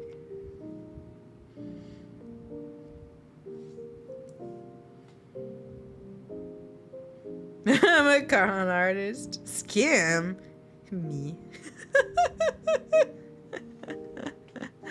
That's funny.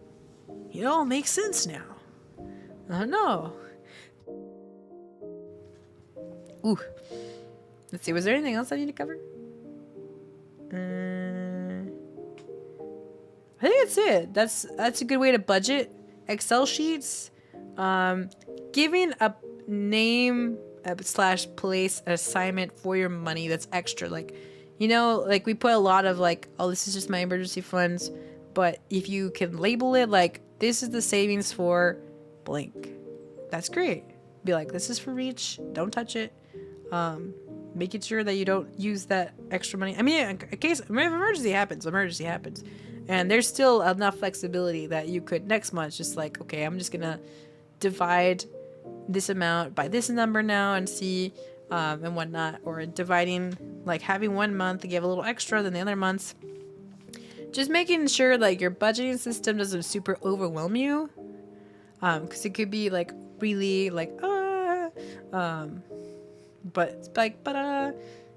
I got my set amount. Doing your research, so you're not surprised or overwhelmed of like, oh my gosh, this is so much money and I don't know if I can do it, blah, blah, blah, blah. You're just like, okay, I figured out how much I want to spend for hotel, how much I want to spend. You feel comfortable spending for, you know, flight, stuff like that. That you kind of have a guesstimate by the end. Then you do your research, find things within those windows, and then you kind of divide it between now and November, and then you're like, okay, I can do 200 something from my bank to reach, you know, budgeting. Because then you can think about like, okay, what do I kind of do expenses that like if you really want to really like penny pinch in a way, it's like, okay, sometimes I go eat out 3 times, and maybe that's like $60. Maybe I don't eat out 3 times this month and save myself $60 here. But you can still eat out 2 times next month, you know, and save like $20 there, kind of thing.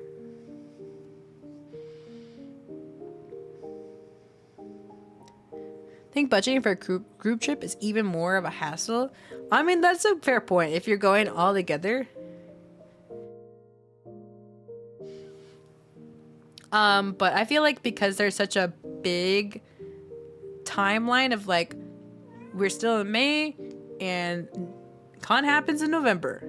And if you know people well enough, you don't have to worry about like so-and-so and I were supposed to book a room, and all of a sudden so-and-so disappeared, you know? Now I have to do this room by myself, you know, blah, blah, blah, blah, blah. You know, being able to, what's it called? Being able to, Discord me, please. Thank you for letting me know, Kilroy. Let me see if I didn't forget anyone else who's done any redeems, right? Oh, Stretch, Sukiko, thank you for the stretch. Welcome in. I hope you're doing well today. Sorry I missed your stretch. I'm still trying to figure out how to get Restream bot or a different bot to actually tell me what's actually happening. Let me grab that really quick.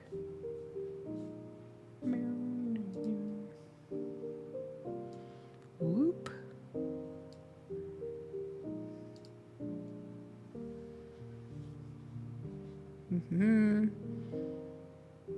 That was a delayed response. It's okay. It's because I scrolled back up to make sure I didn't miss anything, and I saw I saw you did a stretch. We should all stretch.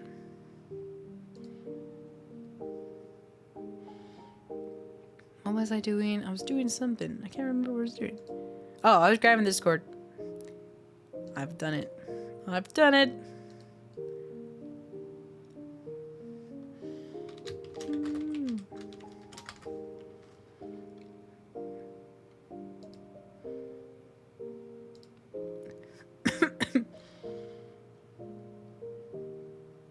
Aha, I found it.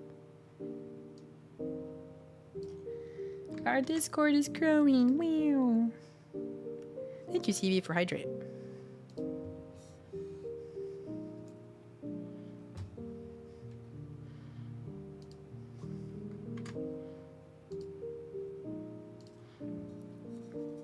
Never mind, I just searched it really quick. No worries, Kiko.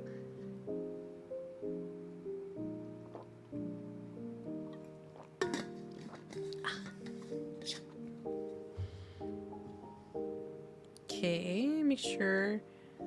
Close this again. Let's see. I'm a sucker for eating out during trips. I like using trips as an excuse to try new foods and places. Though it's not the cheapest option if you save right, then it's possible. Yeah, if that's why I was like, I'm gonna put aside $100 because I want to eat Korean barbecue and I want to go to the revolving sushi that's near the con. There's a Raising Cane's. I love Raising Cane's, you know. You know, and so putting money aside for those. If we don't end up having the time to go, that's okay. It happens. But if we do have the time to go, then it's like, okay, well, I already set aside money for it. So like if there's things you really want to enjoy, feel free to just put that in your budget. Just budget it. If you get closer, you're like, you know what, I can't do that. That's okay. You've already kind of saved enough amount that you can take that back and then apply it back to the other savings. If that makes sense. You know, like instead of being like, okay, you know what, I don't want to put $100 to food. I don't think I'm actually going to go do that. You could just have those $100 back to something else. Or if you go fishing for tilapia at some of the local lakes. Whoa. That was a game changer. Just go fishing and just capture it. It's pretty cool. I go run into fellas who absolutely have no savings. Not because they're poor, but they have poor spending. And I'm like, we have to eat convenience food for 2 whole days. Oh no. That's why it's like, okay, let's not have it be split in a way where if some person jeopardizes the trip, everyone has to eat like calorie mates, you know? Being able to be like, okay, I'm gonna get my own food, stuff like that. That's why, like, if you plan a trip, plan it with people who are reliable and you can count on, and be like, you know what, you don't have to worry about the, like, Tiny Tim never putting up their part, you know. Korean barbecue is so good. I know, Korean barbecue is so good. White Win, welcome in. I hope you're doing well today. You have a confession? Is it confession following? Because thank you for the follow. Welcome to Land of Crispin, where we strive and grow. Hope you enjoy your stay. We are a land of hope, after all. Do you have a Discord server? I do. It's point-based. I did set up the, like, if you do... for people who'd like to do Discord. Our Discord is point-based. It's only 500 points. Tilapia is an invasive in Florida? Oh. All right, we gotta do our part. Also, did you get this sprout capture set up? No, not yet, Mira. It's good. I guess because it was late at night. I was like, okay, I should probably do it in the morning. But then I didn't do it in the morning because I woke up late. But I do have it bookmarked and all this thing, so I'm excited. This one? It is! Let me put a whisper in there. Whisper in the wind. I always try to be careful not to like press the wrong buttons. Because it says warn, ban, and report. Above quick whisper. Now my confession is that I love God, Jesus Christ. Yay! I love that. White wind. Well, you're in the right place. We're a land of hope after all. Growing our faith and growing our love for God. Growing our knowledge of God and the Word of God. All good things.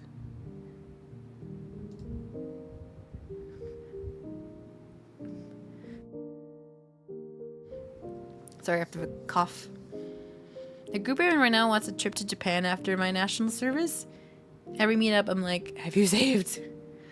It's kind of hard because, like, sometimes I guess it is the spending that's a thing. But you know, if you did want to go to Japan, and the people that you're meeting up with are just not cutting it, probably have a backup of like, you know what? I do want to go to Japan, and I will save. And if they don't save, then they don't get to come along, and then you just go for it. You got the commands. Thank you, Rabbit. From Bulgaria? Wow, look at that! We're reaching all places. I'm a Lutheran from Bulgaria. That's so cool. God's making the way. Yeah, you have to scroll a bit in mod mode to mention or whisper to people. Yeah. Nothing wrong with oversaving. It's good to have in case you want to have extra spending money or some more money to spend for when you get home too. That's a good point. If you overspend and then you don't spend it, ta-da! But they must, they're best friends. Okay, didn't I just wanted to make sure. It's one of those things where there could be the friend circle where you're like, eh. But if they're your best friends, then it's like, all right, I need y'all to get it together. You gonna make it or not? You know, maybe they make it a good incentive of checking in with each other. Like, okay, during payday, let's all sit down and budget, and let's put in savings. Ba-da-da-da-da. We're going to the Azerbaijan next month for a mission. We build a house. Wow, that's awesome. I know our church is going to Africa, and I think they're going somewhere else too, to help with some medical stuff and just sharing the gospel. It's so cool. Or if something happens, true, you never know. Like if you have a car and you go, and something an emergency happens, like let's say you get a flat tire, you have that extra money already on hand. The soonest I'm finally allowed to go to Japan for missionary work is when I finally find the excuse to learn Japanese. I mean, that's fair. You do need that. Thank you for the follow, Lunatist. Welcome to the land of Chris Minter. We strive and grow. Hope you enjoy your stay. What's your opinion on not eating pork? Oh, wait. Hold on. Hold on.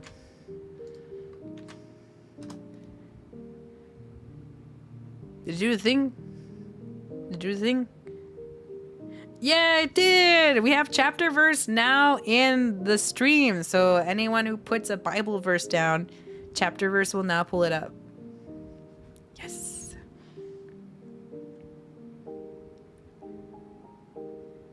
Okay, let me scroll back up. Sorry, I just wanted to show that I've been doing things. in the background. What's your opinion on not eating pork, though? I think it's one of those things where now that we're in the new covenant, we're not restricted to those laws about not eating pork. That's why we can eat pork still. Even though it's not, pig isn't entirely good. It's one of those things where it's like, man, bacon's so good, but also bacon bad. I was originally born in Armenia, though. Very, very faithful Christian nation. That's amazing. I just learned recently that also the Philippines is also very Christian too, which is like, wow, that's amazing. I was looking at the agenda, and for $50 add-on for meals all week. Oh yeah, that's true. I forgot about that. They already have a $50 like pizza, other snacks, lunch, dinner. Build houses. I'm gonna join. I know a lot of people do like building houses kind of stuff. It's really cool. It's very fulfilling. There's a lot of tough work, but even our church, I don't think they build houses, but they help people be able to build the resources and accessibility for those who like can't walk or need a wheel and they need wheelchair assistance. They go in and help build that for people's houses, which is really cool.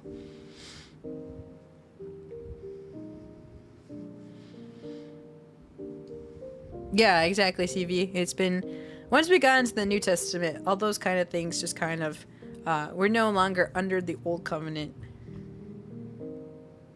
You've been to Mexico and Mozambique before for missions. That's really cool, Iwind. You are out there spreading the Lord's love in light into all places.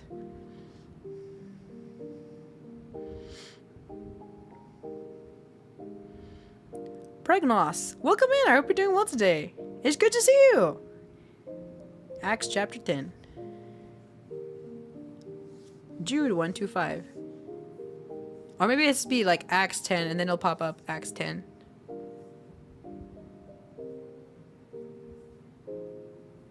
I can't live without my pulled pork kebab. I know we live in a time where we can eat these things, but we can also be responsible and know what we eat too. It's one of those things where people will probably say like, hey, you shouldn't eat pig, but you know, a lot of our food is kind of overprocessed and stuff, so there's also things we shouldn't also be eating of other stuff. Oh, you have a tattoo? That's so cool. I can't remember. My friend Joshua has a verse from Joshua on his arm tattooed with a cross. And Filipino. They're very much Catholic there. Oh, that's cool. Wow. I know my rig mama was like, I've been seeing your streams. And I like, you know, the Philippines are also Christian based. So I'm just really, really excited or like really happy what you're doing. And I was like, wow. That's awesome.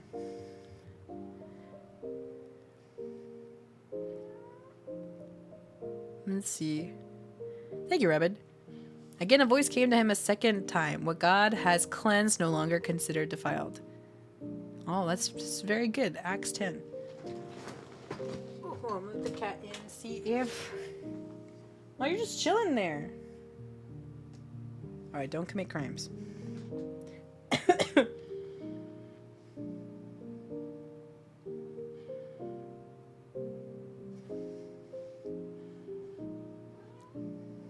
Our food is loaded with poison. It's one of those things where we just gotta get well about picking our food and doing our best. I was gonna do like a stream about it at some point too. I've just honestly just reading the ingredients. Matthew 15:11 is not what enters into the mouth that can defiles the man, but proceeds out of the mouth that defiles the man. So true. Because it does not go into his heart, but into his stomach, and goes into the sewer. Thus, he declared all foods clean. Thanks, everyone. I'm glad we could come together to share these scriptures. Also, the cat has gone immediately back into...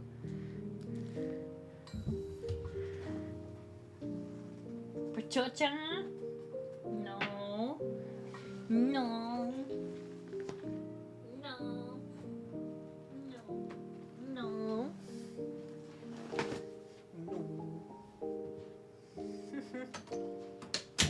I said do not commit crimes. Ooh.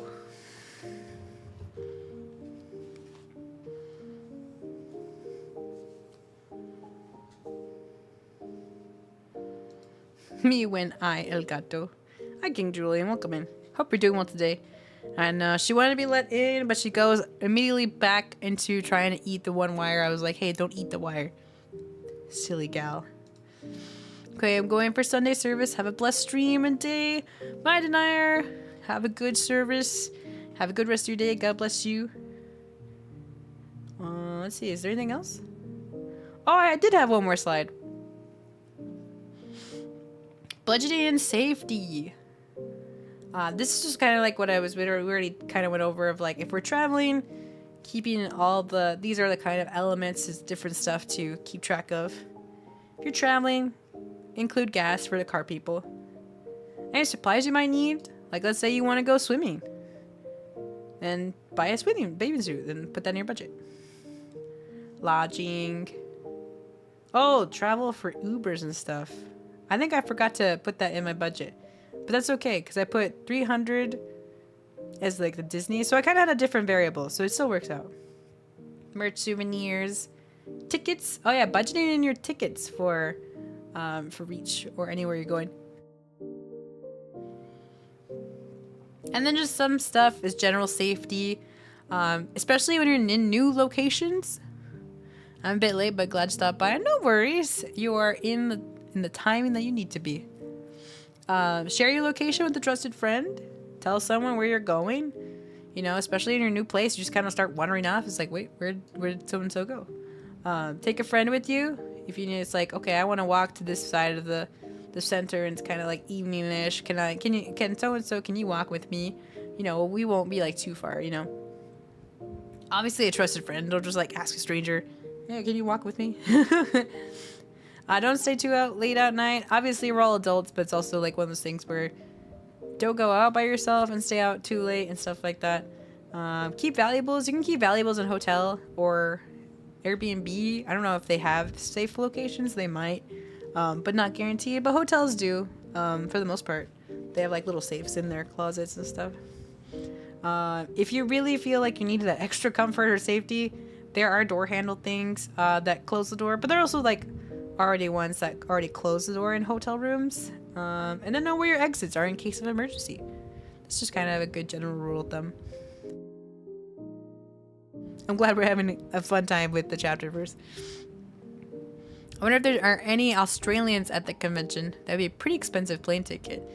That would be pretty expensive. Is it cheaper to rent a car and then to Uber and such? We did kind of go over that. So just to backtrack for those who also didn't hear, it just depends. If you pinpoint all the locations you want to go to, and you kind of like in your app is like, okay, I'm staying here and I want to go, like, let's say eat Korean barbecue. How much is that? And then you like, okay, I want to go to the con, and then afterwards I want to go get sushi, and then I gotta go back to my hotel room, and then from the airport to hotel room, and then back on the last day.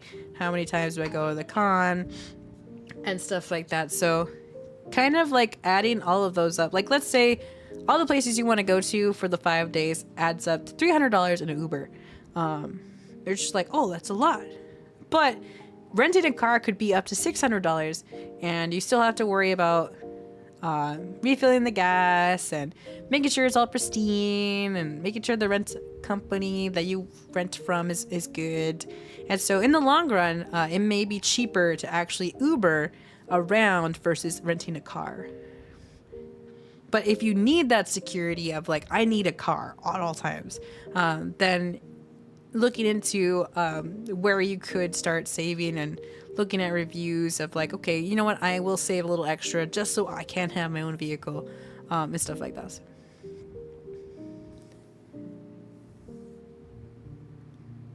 Oh, your devotion was Revelations. What was Revelations? They have... Sorry, I had to cough. They have a king over them, the angel of the abyss. His name is Hebrew in Abaddon, and the Greek, he has the name Apollyon. You know, like Revelation and the dreams that Daniel just straight up has. It is a lot. We will go over Revelations at some point. I think this Sunday we're going to cover Matthew 24, where he goes into tribulation talk. I'm not sure how you should interpret this, though. I would pray to God, like, God, what is my takeaway from this? Let's see. If you do want an immediate, like, how should I interpret this? We do watch Pastor Paul on YouTube, so I can link his channel. Let me link his book of Revelation playlists.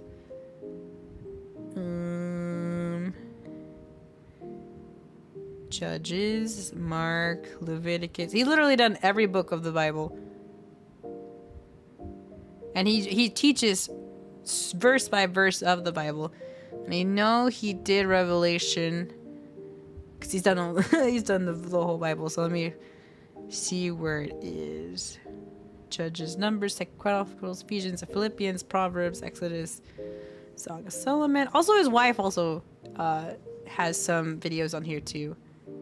Psalms, Lamentations, Timothy, John, James. Oh, there it is. I found it. Revelations.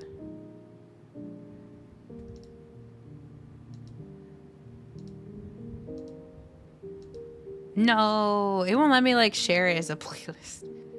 It's so weird. Hold on, let me see if I do this. Nah, dang. Well, I'll just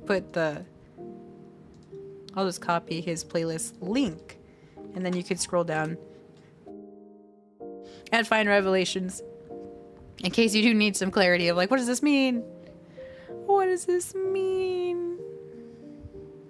I was just looking things up. I would not be able to rent a car. Apparently you have to be 21. Oh, that's right. That's a good point. Thank you, Samuel, for bringing that up and for looking that up too. You have to be a certain age for renting a car. I think for Florida it said like under 25. It had like a little section like, are you under 25? I didn't click on it because I'm not under 25. But you do need to be certain ages. If anyone's applying, I highly recommend checking out Skyscanner and Skiplag. Usually I start there and compare my credit cards, Travelport, and choose the best of the three. Well, that's cool. I've never heard of Skyscanner and Skiplag. I want to take a picture of it though. And find parking. Oh, that's right, Tsukiko. That's also very smart. I forgot about that because I'm not a driver usually at all.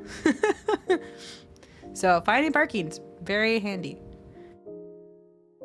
There should be a lot of parking for the most part, but still good to look for backups just in case. Have you ever tried eating alligator meat before? I feel like someone may have given me alligator meat, but I don't think so. Maybe it was just there at a Walmart one time. Buy a bike at Walmart. It's funny. I mean, how are you supposed to keep all your luggage on there? No, I don't think you're gonna fall into an abyss. Daniel and Ezekiel are good books to read alongside Revelations. Yeah, we just finished a while back Daniel, and I started Revelations with this older woman that I do discipleship with at work. She's like, not at work, at church. We do it over the phone. Such a sweet old lady. She's like 70. Gonna read some of the Bible. Gonna read some Bible with my husband. So I'm gonna leave a lurk and have a good, lovely rest of your stream. Really enjoyed it, and it's really useful tips for traveling to cons anywhere in general. Thank you, Mira. I really appreciate it. Have some good Bible time with your hubby. Thanks for hanging out. Thank you for the good lurk.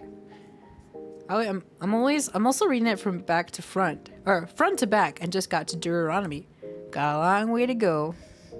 You got this. I'm also doing the Bible in a year with Vice. He's already gotten to the Bible several times. I have not. So we've just got to Chronicles. Maybe pin it in Discord. Oh, through the Bible with Pastor Paul. I don't know if I actually have it anywhere. I should. But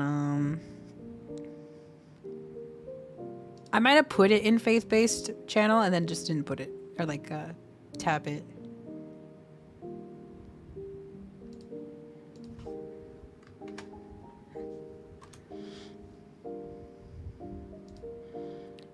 Pin it. Nice.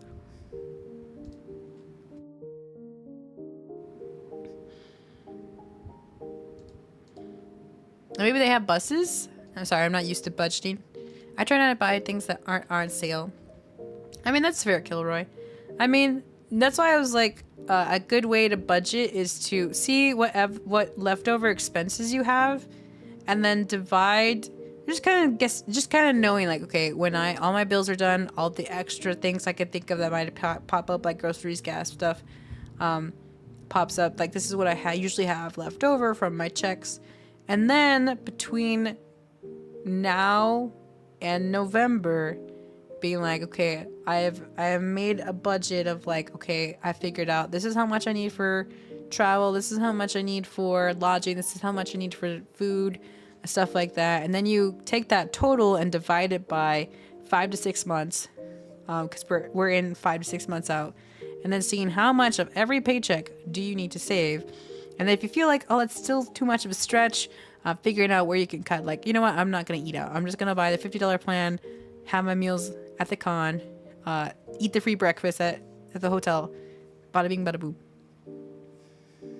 Are you inspired by Ursa? I am not. It's so funny because I didn't think that anyone else would look this way, kind of thing. I was like, wow, look at that. Because I wasn't a big fairy tale fan. It's not like I was against fairy tale either.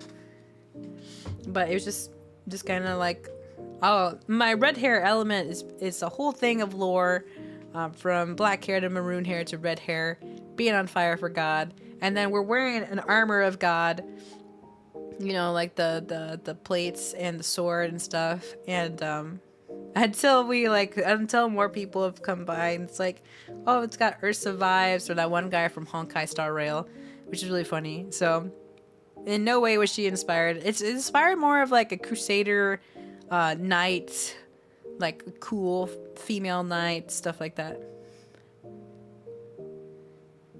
Is bringing Ziploc bags to like an buffet stealing. People, I mean, there are places that are like you can't like take. But if you're my mom, she just did whatever, you know. I mean, it just depends on the place that you're going. Obviously, if you're just like putting giant bags of food and just kind of like taking the whole bin and being like, whoa, and then leaving. But I imagine if you brought like one Ziploc bag and you're like, you know what, I'm gonna put the snacks I didn't finish in here. I feel like it's not too bad, but you know, just follow regulations and rules and stuff like that first.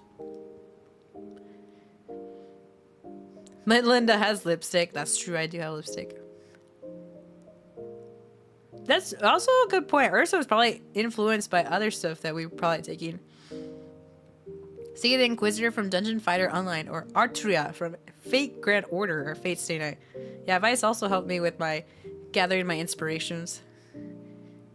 If you go light brunette, you look like Jeanne d'Arc. Oh, that's interesting. Melinda, a different timeline. There are also cosplay rules. True.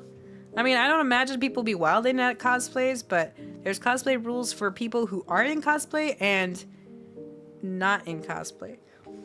For those who aren't in cosplay and you want to take pictures of people in cosplay, make sure they're not resting, coming out of the bathroom, in the bathroom, eating, anything that just feels intrusive and rude to be like, hey, you look great, can I have a photo? But like, if I'm about to mid-chomp into a burger, or maybe I already chomped into a burger, how about you ask me afterwards? I'd be like, it'd be more polite if you're like, hey, I really love your cosplay, and I know you're eating right now.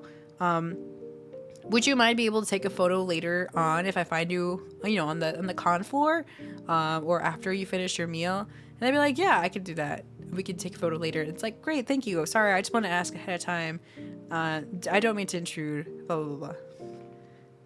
Oh, ReachCon rule for cosplayers. Well, I still want to throw that out there for people that don't know about the rules about taking pictures with cosplayers and stuff like that.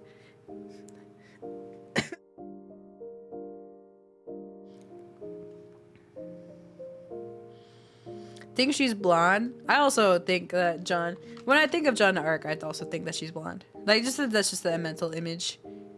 Let me go to the ReachCon. Pull up the cosplay.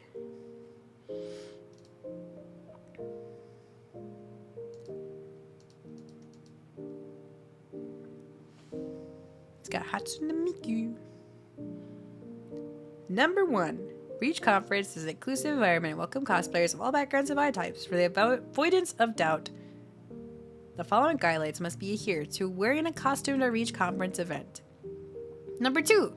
The absence of clothing or a costume is not itself a costume. Nudity is not allowed at any Reach Conference events. All costume attendees are required to have opaque fabric of some type providing complete coverage of breasts, genitals, and buttocks. Opaque bodysuits that simulate nudity are not allowed. Allowing anyone wearing a costume that's too revealing in the sole judgment of Reach Conference will be asked to leave the event. Number 3. Costumes must not contain words of images of racist, obscene, or derogatory.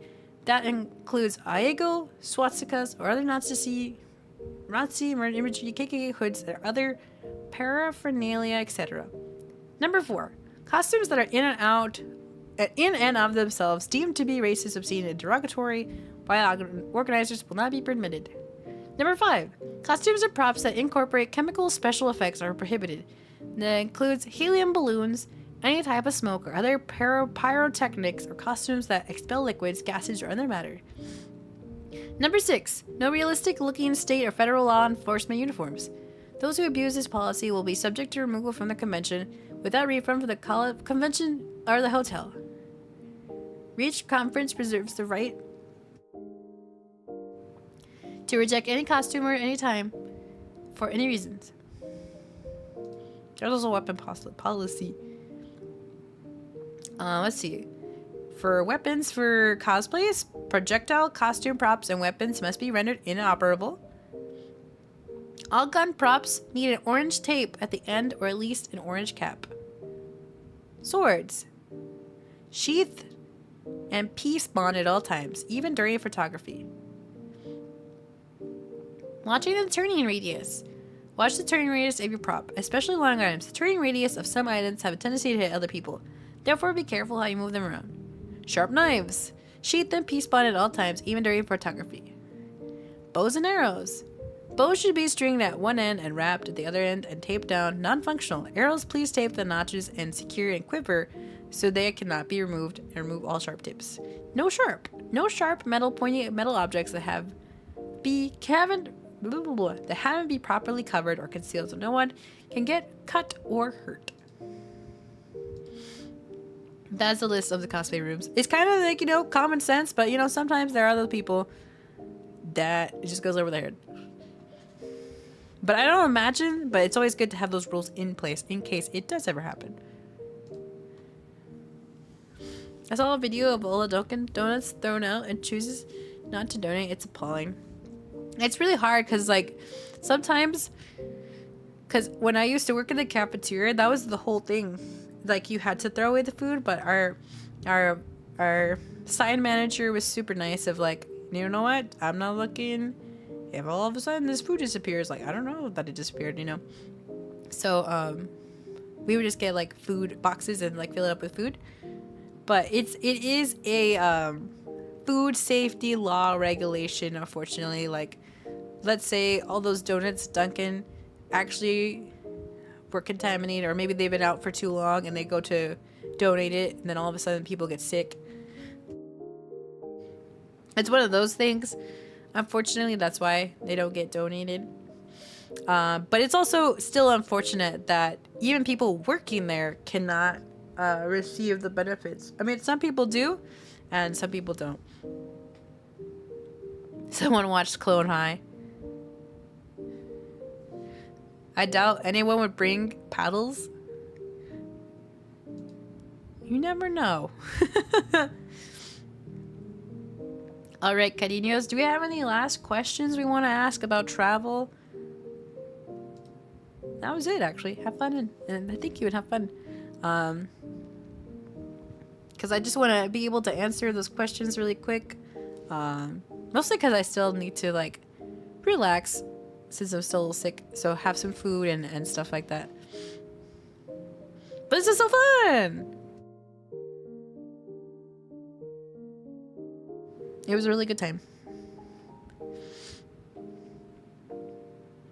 And now this will be a VOD, so anyone who didn't get to make it, they could fast forward, they could pause, all good stuff.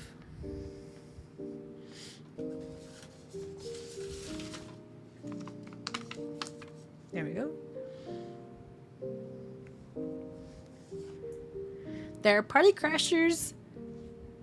There are party crashers, or people that like to ruin the vibe, or people that are still worldly. That's true. The con is still open to people who aren't Christian. And even though we might bring some wholesome vibes, they might not. And there are some people that maybe are still in their sanctification, are still 1 foot in the world and 1 foot with God. And, you know, sometimes it happens. But it's just good to have rules and stuff in place. So, like, if anything does happen, it's like, hey, you know, you understand, this was kind of already, you know, said beforehand. So, you know, and you're breaking the rules. And, you know, you have to respect the consequences. Thank you, Kilroy. Have a good evening or morning wherever you are. God bless you. Thanks for hanging out. And thank you. I'm excited. I'm just like planning things slowly but surely. Trying not to go overwhelmed. Stuff like that. Trying to save. All good stuff. Now let's see. Is there anything...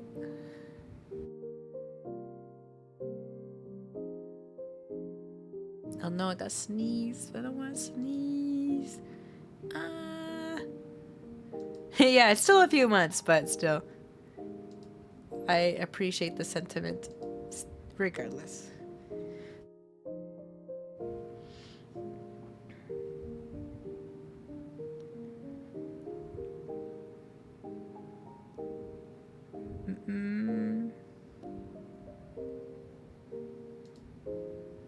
Let's see.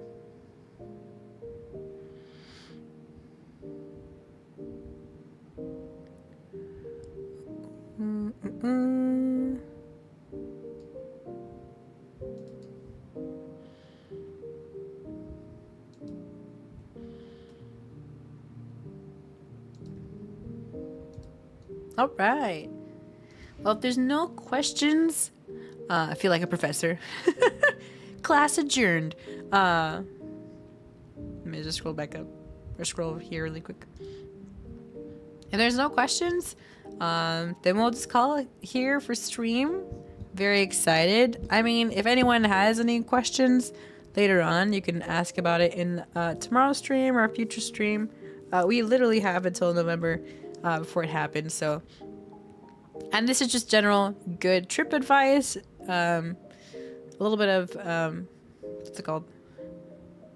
Saving, budgeting advice. So very helpful all around. So thank you everyone for hanging out with me today.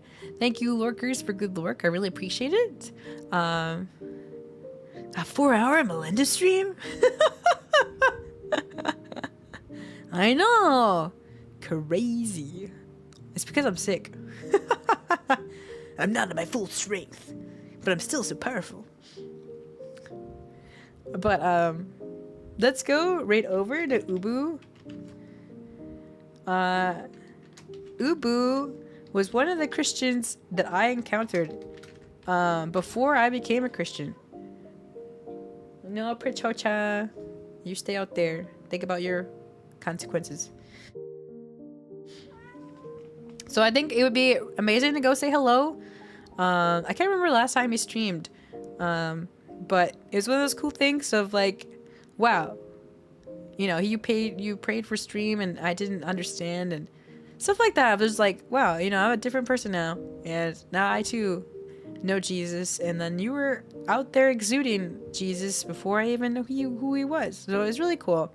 So I think it'd be a great turnaround to say hello to Ubu and send some hope. He's playing, what's it called?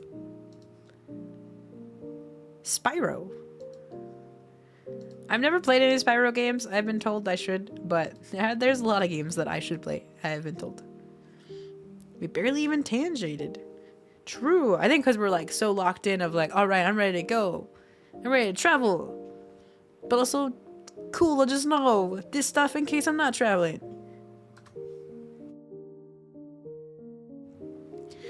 All right, cariños. I hope you all take care. God bless you. Remember, you are so loved and valuable. When the enemy comes around, just punch him in the face with hope. I beat the trilogy in a long weekend for Spyro. Let's go. That's so cool. I love that. There's also like, you just kind of like champ through that game in one weekend. It's pretty cool. And let's see. Let me just move this over here so I can see, stream, and also this too. And then tomorrow in 5 CST, we'll be doing our Bible study of Matthew 24, going over the tribulation or talk of the tribulation. So that'll be interesting and fun. And I will see you all next time. Goodbye, everyone.